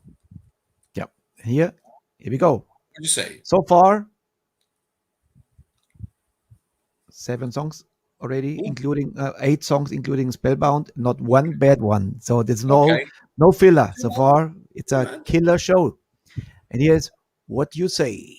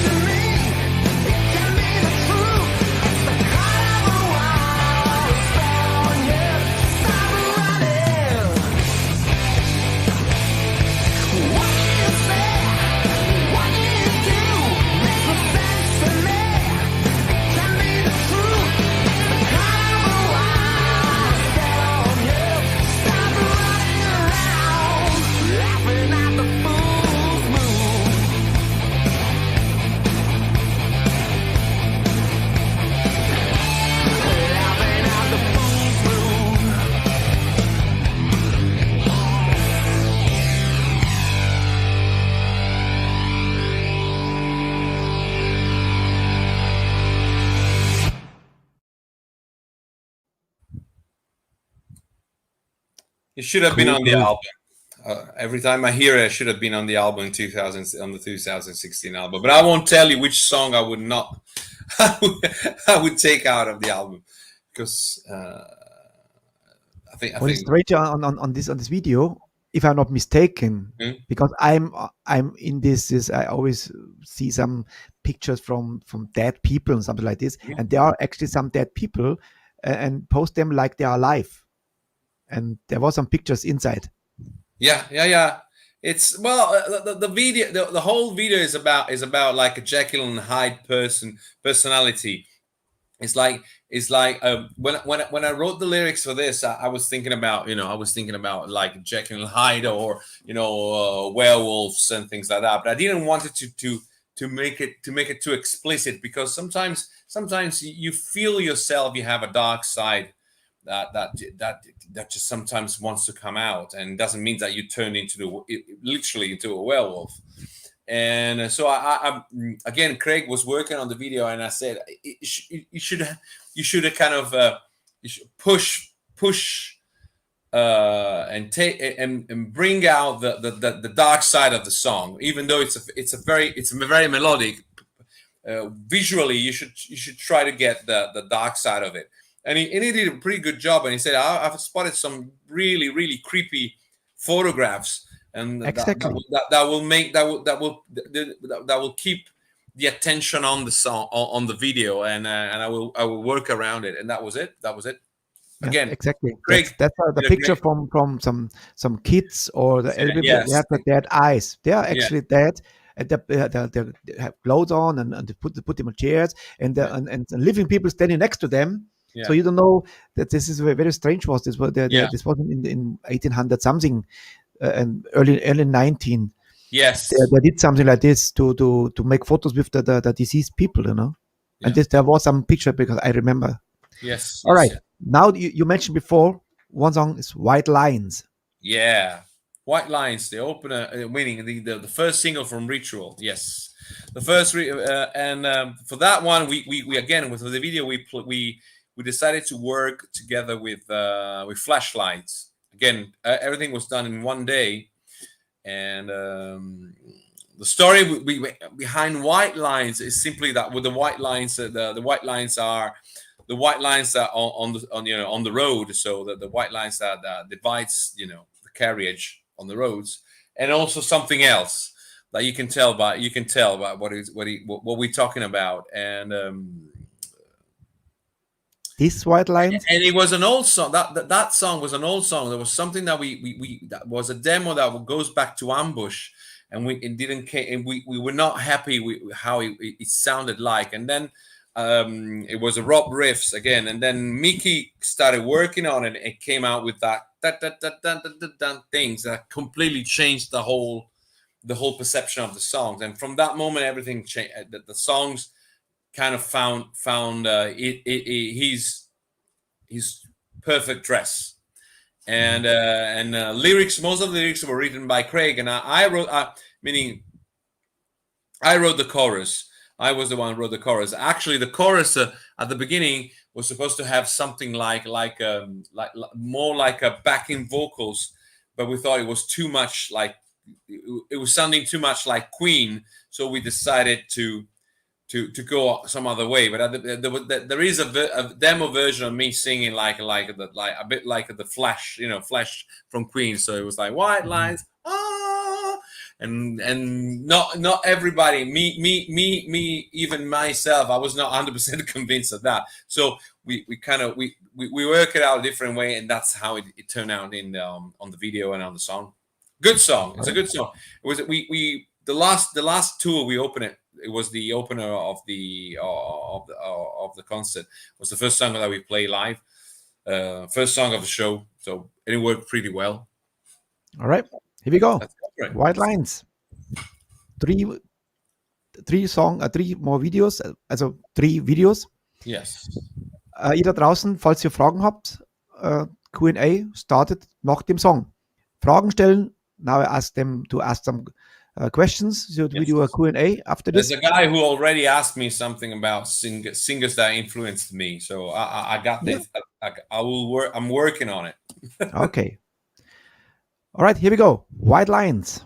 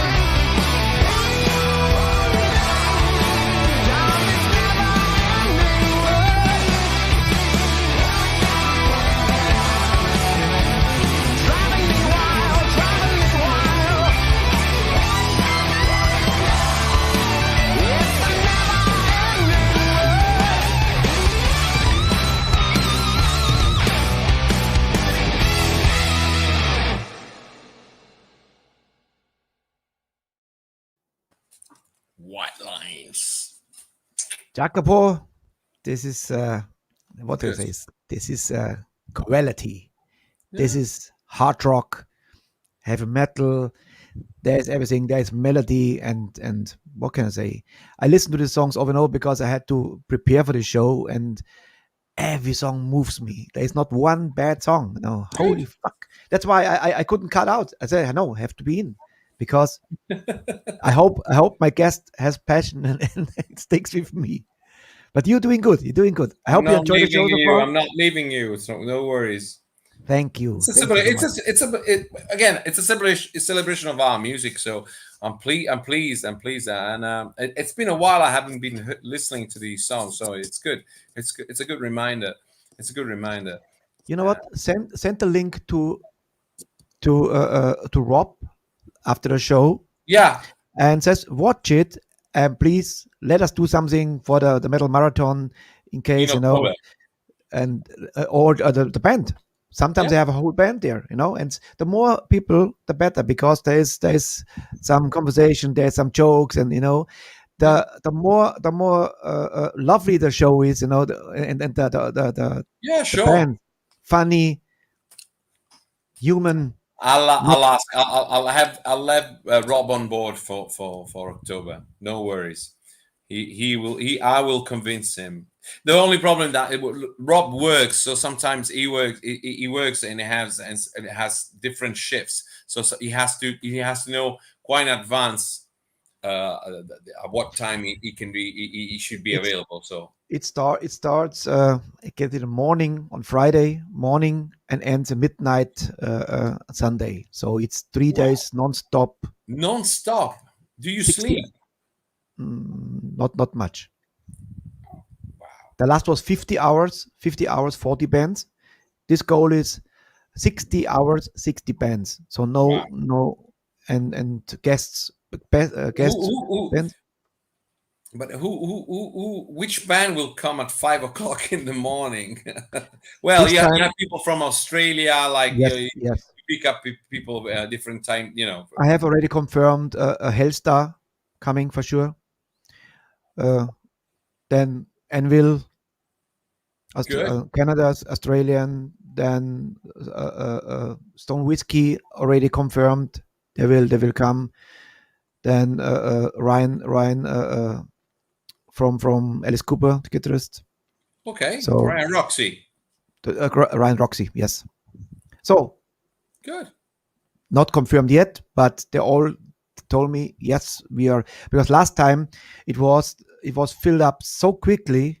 I was overwhelmed because everybody want to be, and then we had 40 slots, and they are taken like in 3 days. Good. This time I make it different. This time I start in August. I give 10 slots to 10 bands, and then find your day and date and time. Okay. Next 10. Okay. 10. So we have times, weeks in advance to fill up and make a great. I mean, it was a blast. We had 40 bands, and only one couldn't log in one band. It's a lie. Couldn't from Italy. Couldn't. It was so pity because he's such a lovely singer, Georgia. All right, but Tygers of Tang would be a great logo. Yeah, sure. I will have Rob involved. No problem. Show you something. This was our poster back. The last one that we were with Sainted Sinners. Yeah. Yes. Psycho Punch, Tankard, Crematory, Motor Jesus, Madhouse, Critical Mass, Velvet Viper, Stinger, Celios, Garage Days, Leaf Eyes, Night Laser, Gumomaniacs, Black and Damned, Wicked Sensation, Serious Curse, It's a Lie, now cancelled, Witchbound, Eigensinn, Fighter 5, Smoke and Flame, Ornfeind, David Rees, Herman Frank, Dustin Bones, Holy Shit, Vanish. And here is a band, Sainted Sinner. Yeah. Great. What a memory. But this is the memory. The next is 60 hours, 60 bands, no sleep. And our Mikkel Scherfel, he's laughing now because he's our champion. Mikkel Scherfel, this guy here, he's a maniac. He won 50 hours nonstop plus the after show party. So 53 hours he was. And he won. He's our champion, reigning champion. Okay. Great, fantastic. What did he win? Anything? What did he win? Did he win anything? 1 box condoms exercise. No, he won. Actually, it's a good question because I don't know. He got his hoodie. Okay. But he's a champion anyway. He's our champion. Nobody can beat this, but he has to beat his own own Yeah, record now. his own record. Now it has to be 60 hours. He has to be there. From 50, and I was working all week for this. When the show started, I actually needed a holiday because I was so tired. I worked day and night to prepare this, send all the bands the links and put all the music up. We had over 500 videos, Yeah, It was I imagine. a Yeah, lot of work, But yeah, I imagine. when we did it, I was overjoyed, because it was so Big unique, we had success. 1 hour by hour, next band, So, and now comes one of the second last song and one of the highlights, because this is a real rocker. I guess one of the fastest songs, Never Give In. Yeah, a little bit of heavy metal. Yes. That's what a little bit. This is a motherfucker, I tell you. Please excuse my language, but we are in a No. metal show. It's the song deserved it. Are you using this bad word? Because many singers in America use it. Hey, motherfuckers! Do you using this in the show? No, I'm not. I don't use it that much. Mainly because Rob doesn't like it that much. He said there's the way like these night I use it. Every single word has every single phrase has to end up with motherfucker or anything like that. Rob is not that much into it. So he asked me, say, would you mind? Oh, I'll do whatever you. Sometimes I use it, sometimes I don't. But I don't use it that much. If you know what I mean. I asked many singers already, especially Americans, and asked them where this come from. Who started this bullshit? And who started the motherfucker thing? We could never say this in Germany to the audience, Mutterficker. They would say, "What the fuck you talking about?" And then the interesting answer is, I don't know. we say it because I don't know where that came from. I don't even know. Actually, the most explanation is come from the blacks. They say motherfucker, and then maybe one of the first, maybe Vince Neil started it, in the early 80s, and then became like Ronnie's Sein and Rob's stats, and it's like a cliche, maybe, Well, I was thinking about it. Maybe it's more like a rap kind of. Here we go, the blacks again. Yeah. All right, let's put some real heavy stuff out from you, and here is Never Give In.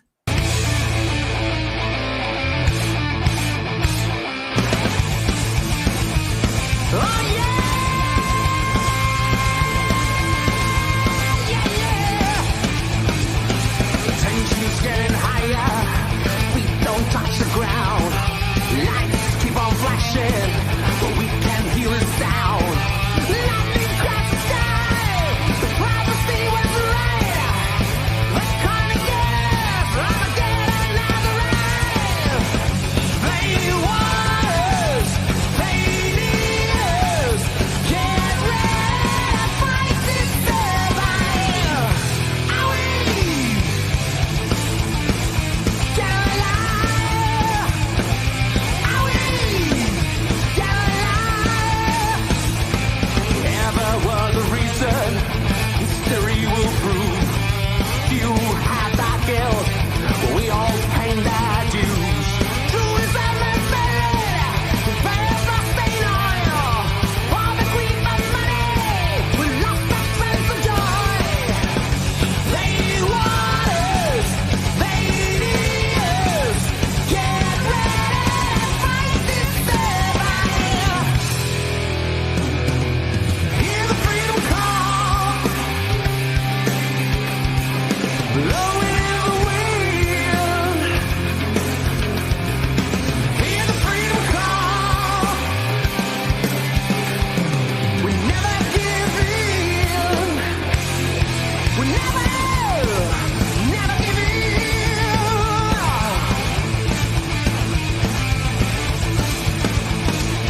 The tension's getting higher, but we now clearly see destruction may be coming, but fear will never win.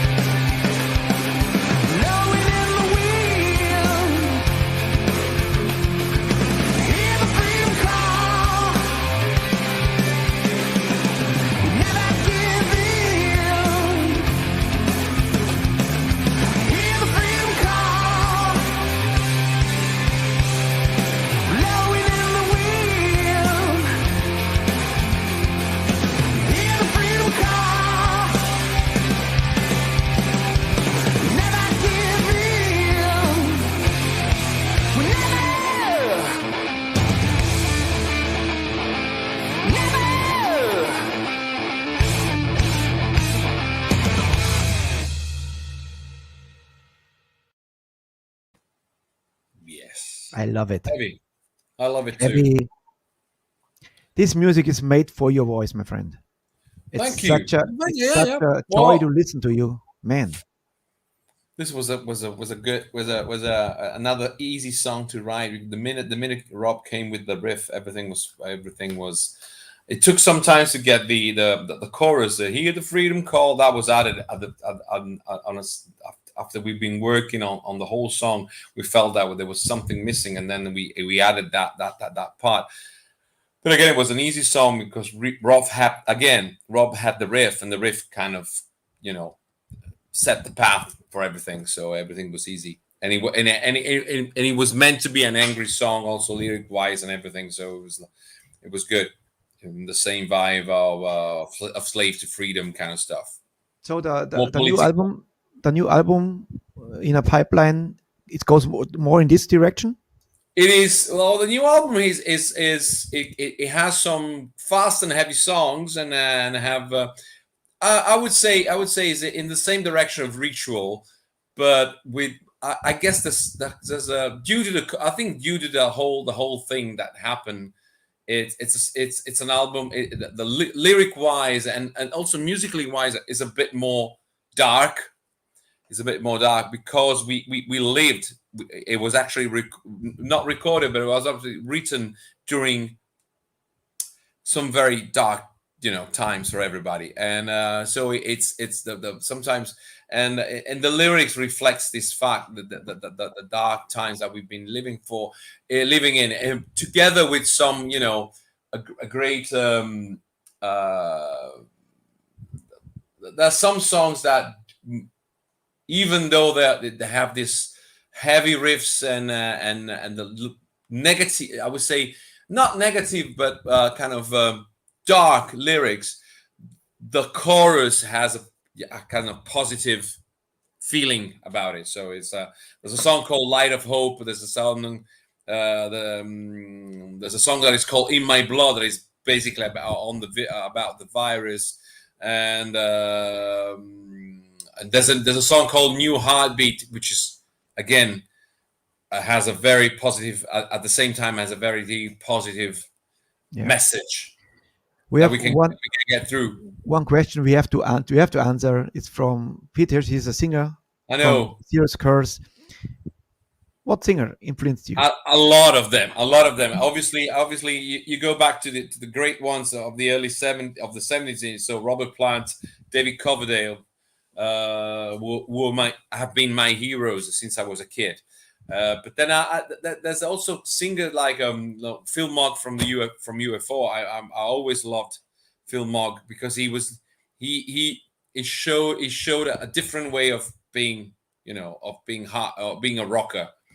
And I love the way he tells stories, so lyric wise. And what about Bon Scott? Bon Scott, he has this sonor voice as well, like you. He never.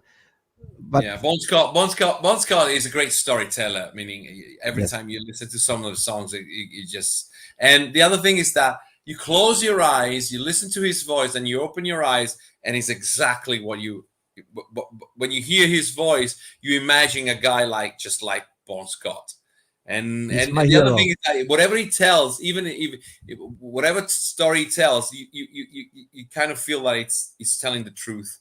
So even all the strange things about, all the strange adventures with women that he had, like Whole Lotta Rosie, you simply believe, okay, maybe there's a little bit of fake in it, but there must be a true story behind it. It's all based about experience. There is an interesting book in English. It's called Bon Scott Highway to Hell. And in this book is actually everything inside, and this is not fake.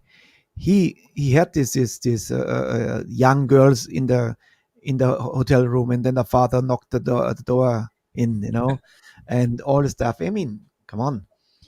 I was a metal singer for myself, and the alcohol and the attitude and the lifestyle, it was also because he was older than everybody. He was older than anyone in AC/DC. So because he he already played in a band, so he had experience in that sense. And again, he's a great storyteller, because the way he tells you a story, there's no one else.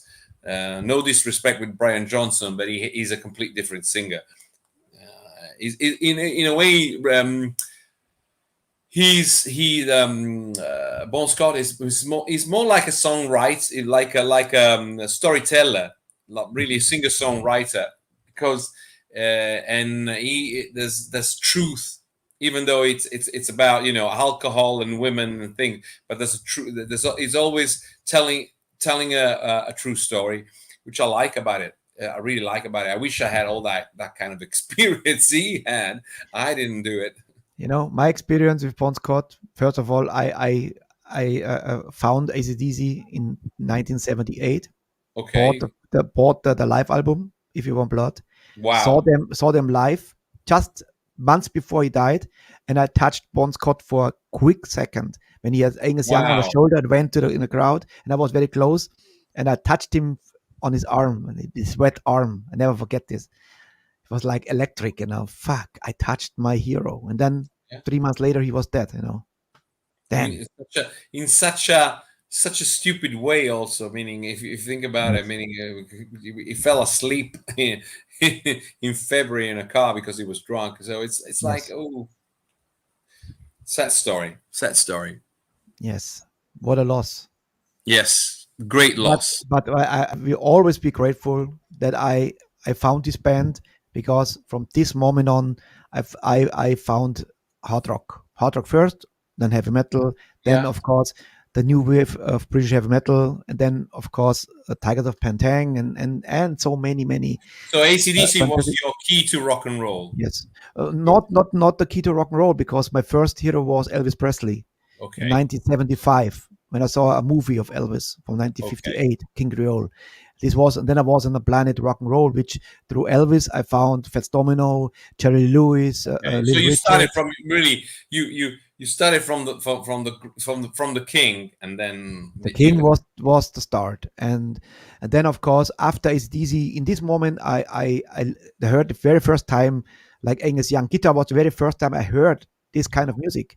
Then came Kiss Alive 2, then came Rainbow Rising, then all Status Quo and Queen, and all the stuff. And I remember when I heard Queen, when I loved the She Heard Attack, like the fast stuff. Then I knew, okay, this is the stuff I love, And then of course the second Iron Maiden album, Killers, but with Bruce Dickinson. Then the next step, oh fuck, and then of course. Then I became a metal singer by myself, Of course, my heroes, Judas Priest, Motley Crue, of course. Damn, this is my story, but you are the man. No. It's interesting because by listening to you, we all have the same. You're naming the one out all the albums that completely change your perception. Meaning, you nominated Rainbow Rising. I think it's a life-changing. It's a life-changing album. You hear Rainbow Rising and you go, what it is? How can a band play songs like that? A masterpiece. Yes. But I must say, I also liked, of course, after Rainbow Rising, the next was Long Live Rock and Roll, which the very first time I heard double bass by Kill the King, and realized what Cosy Powell was a powerful drummer. But I also like the Down to Earth with Graham Bonnet. And then of course Heaven and Hell. Then I remember when I heard the very first time the Holy Diver album.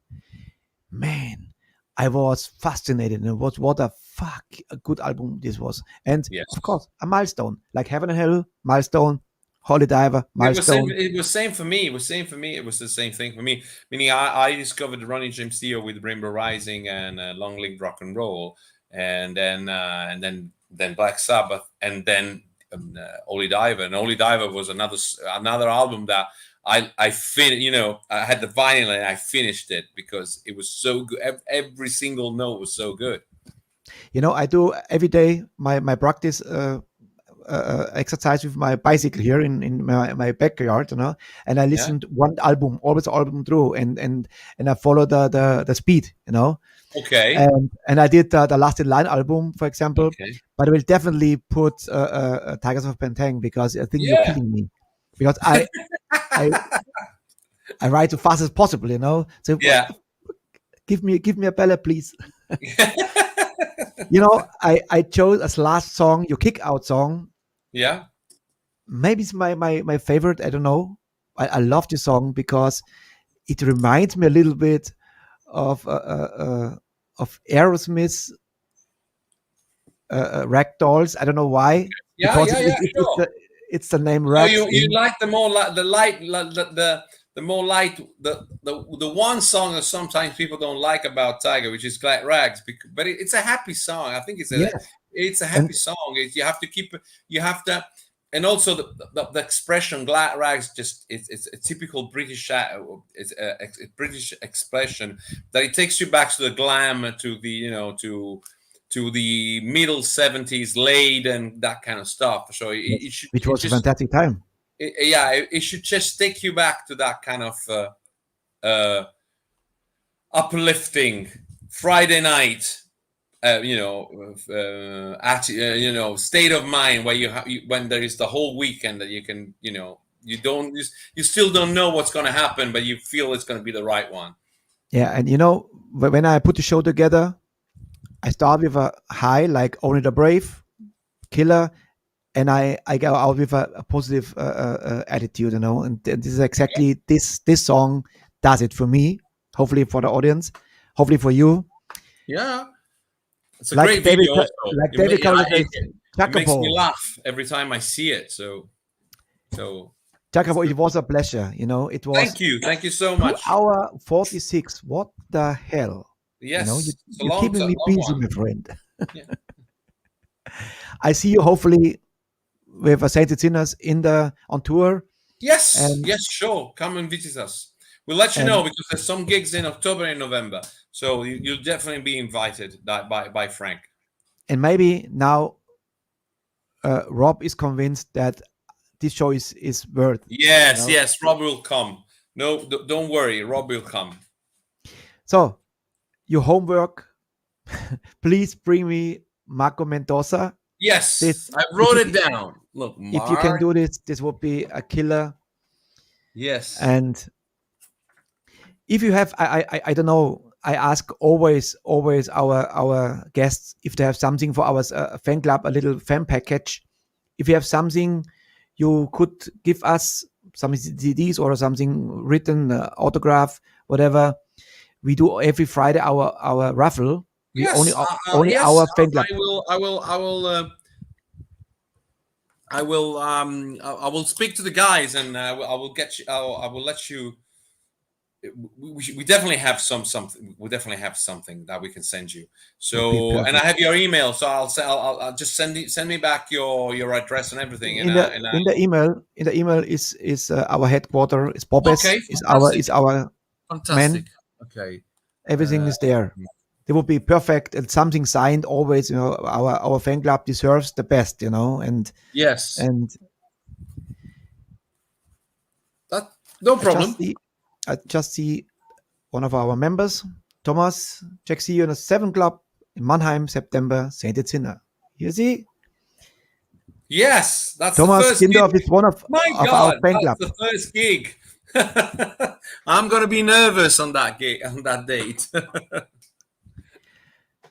Like David Cavalier says, Jacopo, it was a pleasure to talk to you. Thank you, Richie. It's been a pleasure too. And I'll hopefully you'll hear from me with good news about all. I hope. Okay. If not, I will remind you. I remind you yesterday for this interview, like I promised. And thank you so much. You took the time, and it was a pleasure. Cheers. Say hello to the guys. And here is Tigers of Pantang and Glad Rags.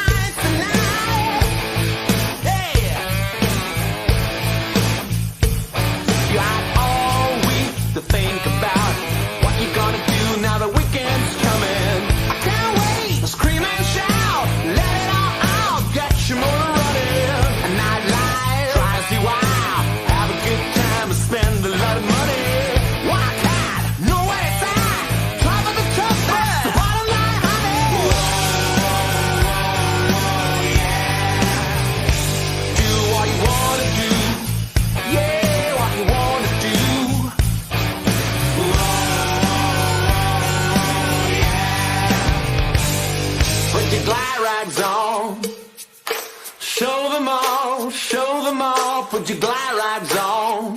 Show them all. You got all day to think about what you're gonna do when the day job's over. Can't wait, gotta get out. Give me those hot kicks over and over.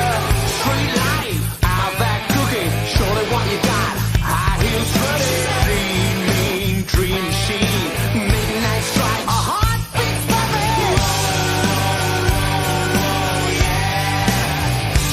Do what you wanna do, yeah, what you wanna do.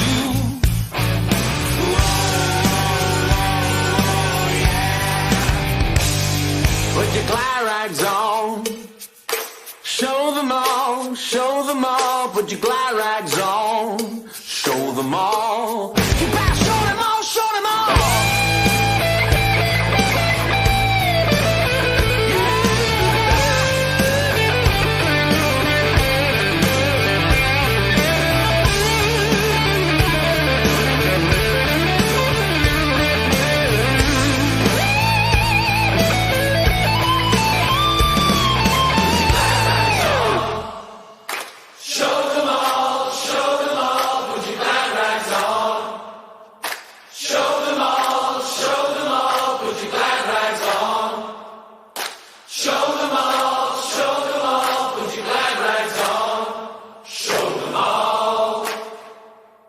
Put your glide rags on. Show them all,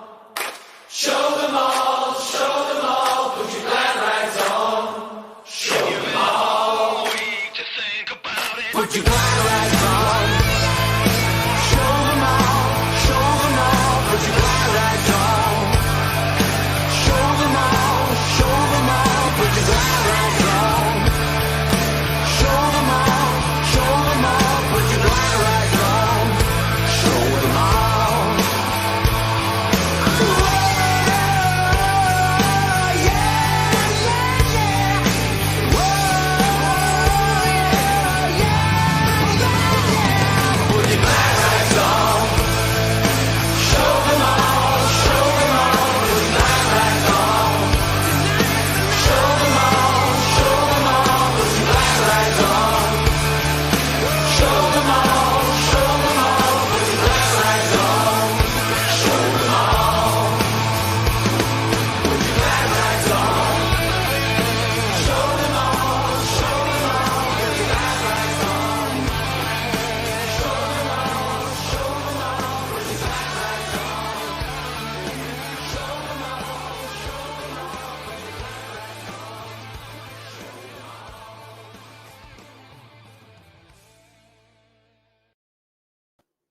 Was für ein cooler Song. Jetzt habe ich einfach abgelesen. Thomas Gindorf, cooler Song. Genau. Ich habe gedacht, ja, was kann ich sagen? Schon ein Fan in die 80ern, Tygers of Tang, und jetzt hat der Sänger von Tygers of Tang hier in der Sendung, was für ein Highlight. Ich hoffe, dass für euch auch so geil war wie für mich. Es war einfach eine Schau, mit ihm zu reden. Er ist so ein netter und einfach klasse. Quality, klasse, einfach cool. So, und hoffentlich, ich möchte gerne den Rob Weird einmal live auch sehen hier in der Sendung. Also, hoffen wir, dass er, ich werde ihm Link schicken, auch ein Interview, da ist er, schick's an den Rob. Der soll es anschauen. So, 3 Songs habe ich noch für euch. Dann ist meine letzte Sendung in dieser Woche aus meinem geliebten Tom's Cabin Studio. Koffer sind gepackt, morgen geht's zum Flughafen und dann geht's nach Manila. Ja, morgen sende ich aus dem Hotel. Da muss mir meine arme noch nicht Ehefrau dann die Sendung, weil wir haben ja in der Nacht, da muss ich durch, Licht komplett an, mit Licht sogar mit dabei. Da hat die Show must go on. Wird nichts wird. Morgen kommt Kilmara und übermorgen kommt Michael Hall. Wie geil wird das denn? Mensch, gibt's nichts, da muss man durch. So, jetzt gibt's eine geile Band, die habe ich auch schon auf dem Zettel. Die muss ich mir auch holen, die sind so geil. Black Swamp Water und Showdown.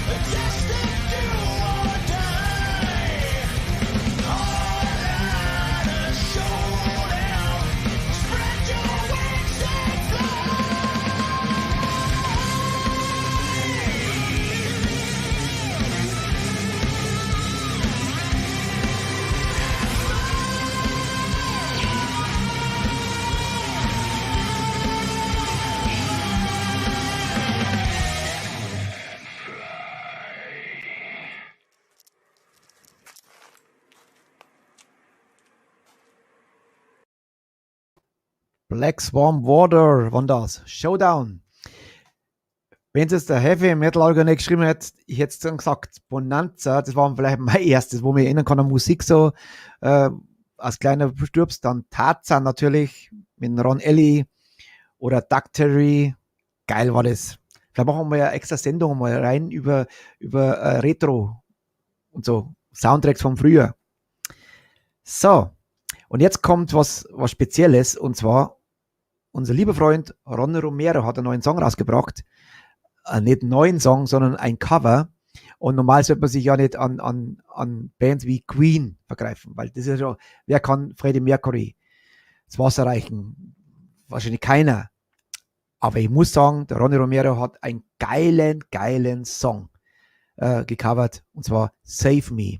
Und hört mal auf die Stimme, ohne dass er jetzt, glaube ich, an Freddie nachgemacht hat, aber mit seiner eigenen Stimme so geil gesungen hat. Das ist meine Meinung. Und hier ist Ronny Romero und Save Me. Hoffentlich geht er durch, nicht aus dem Blocken, aber probieren wir einfach mal. Bei 2 Stunden und 59, ich mache genau bei 3 Stunden. 4 Sekunden, 3 Sekunden, 2, 1, 3 Stunden Sendung, und hier ist er, Ronny Romero, Save Me. So well, they say we made a perfect pair. I clothed myself in your glory and your love. How I loved you, how I cried. The years of care and loyalty, but nothing but a shame it seems. The years we lie, we live a lie. I love you till I die. Save me, save me, save me. I can't face this life alone. Save me, save me, save me. I'm naked and I'm far from home. Slate will soon be clean. I'll erase the memories. Start again with somebody new. Was it all wasted? All that love. I hang my head, I advertise. A soul for sale or rent. I have no heart, I'm cold inside. I have no real intent. Save me, save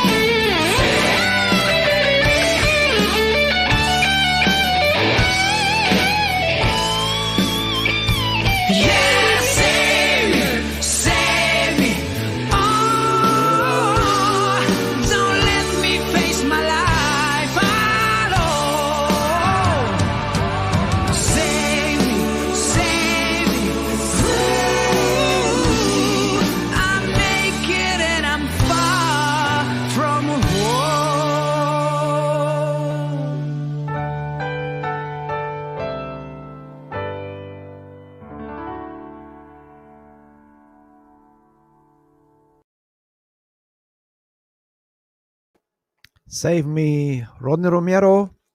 Und natürlich ist es eine harte Nuss zu knacken. Wer kann Freddie Mercury denn John toppen? Aber ich finde, und gut gespielt, gut gesungen, kann man nichts sagen. Ich finde, Ronny Romero ist ein geiler Sänger.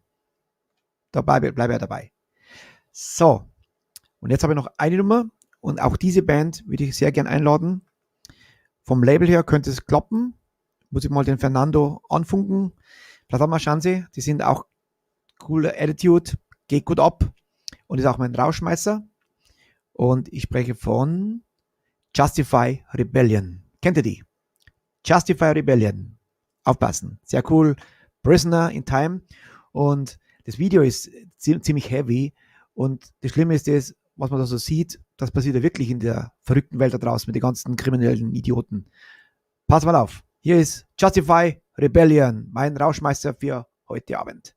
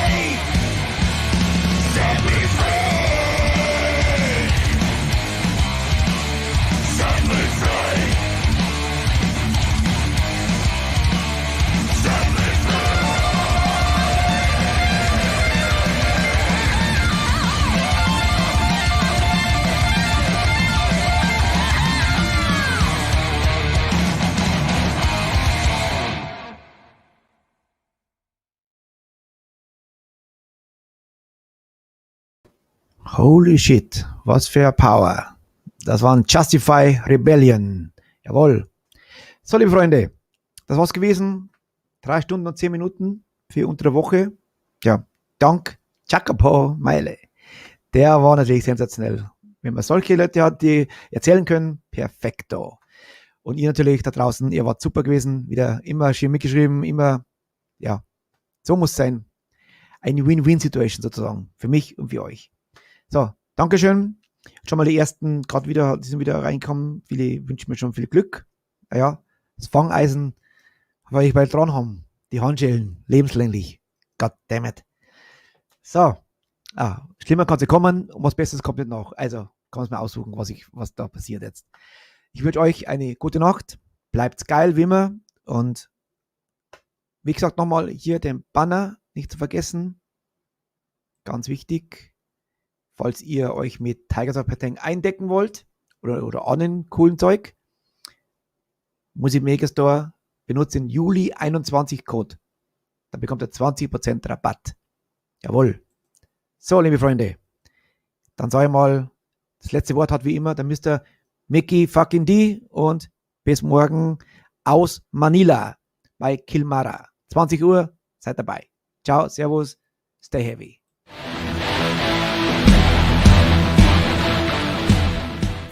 Hi everyone, Mickey D here. Don't forget, metal is forever. Rockcast Show. So stay tuned, enjoy the show, and don't forget to rock and roll. Bye bye.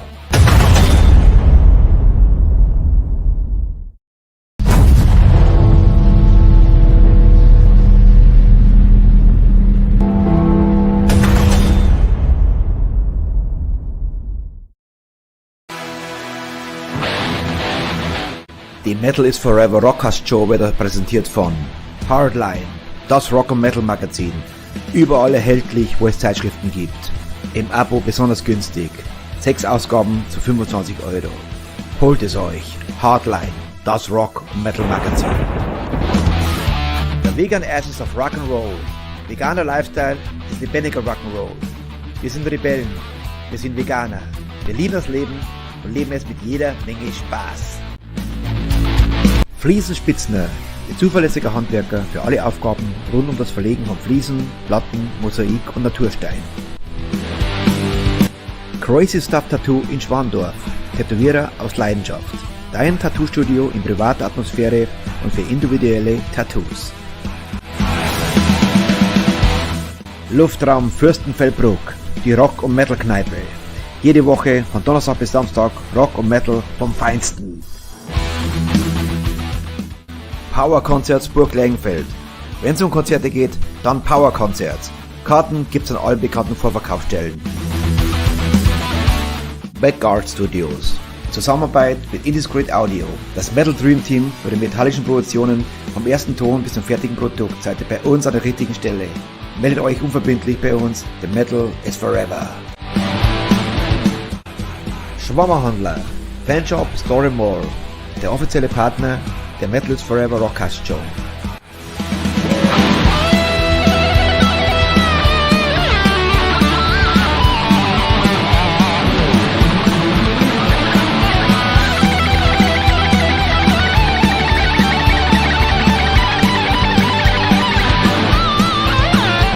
Rock of Angels Records. Von Metal Fans für Metal Fans. The home of Rock and Metal. Roar!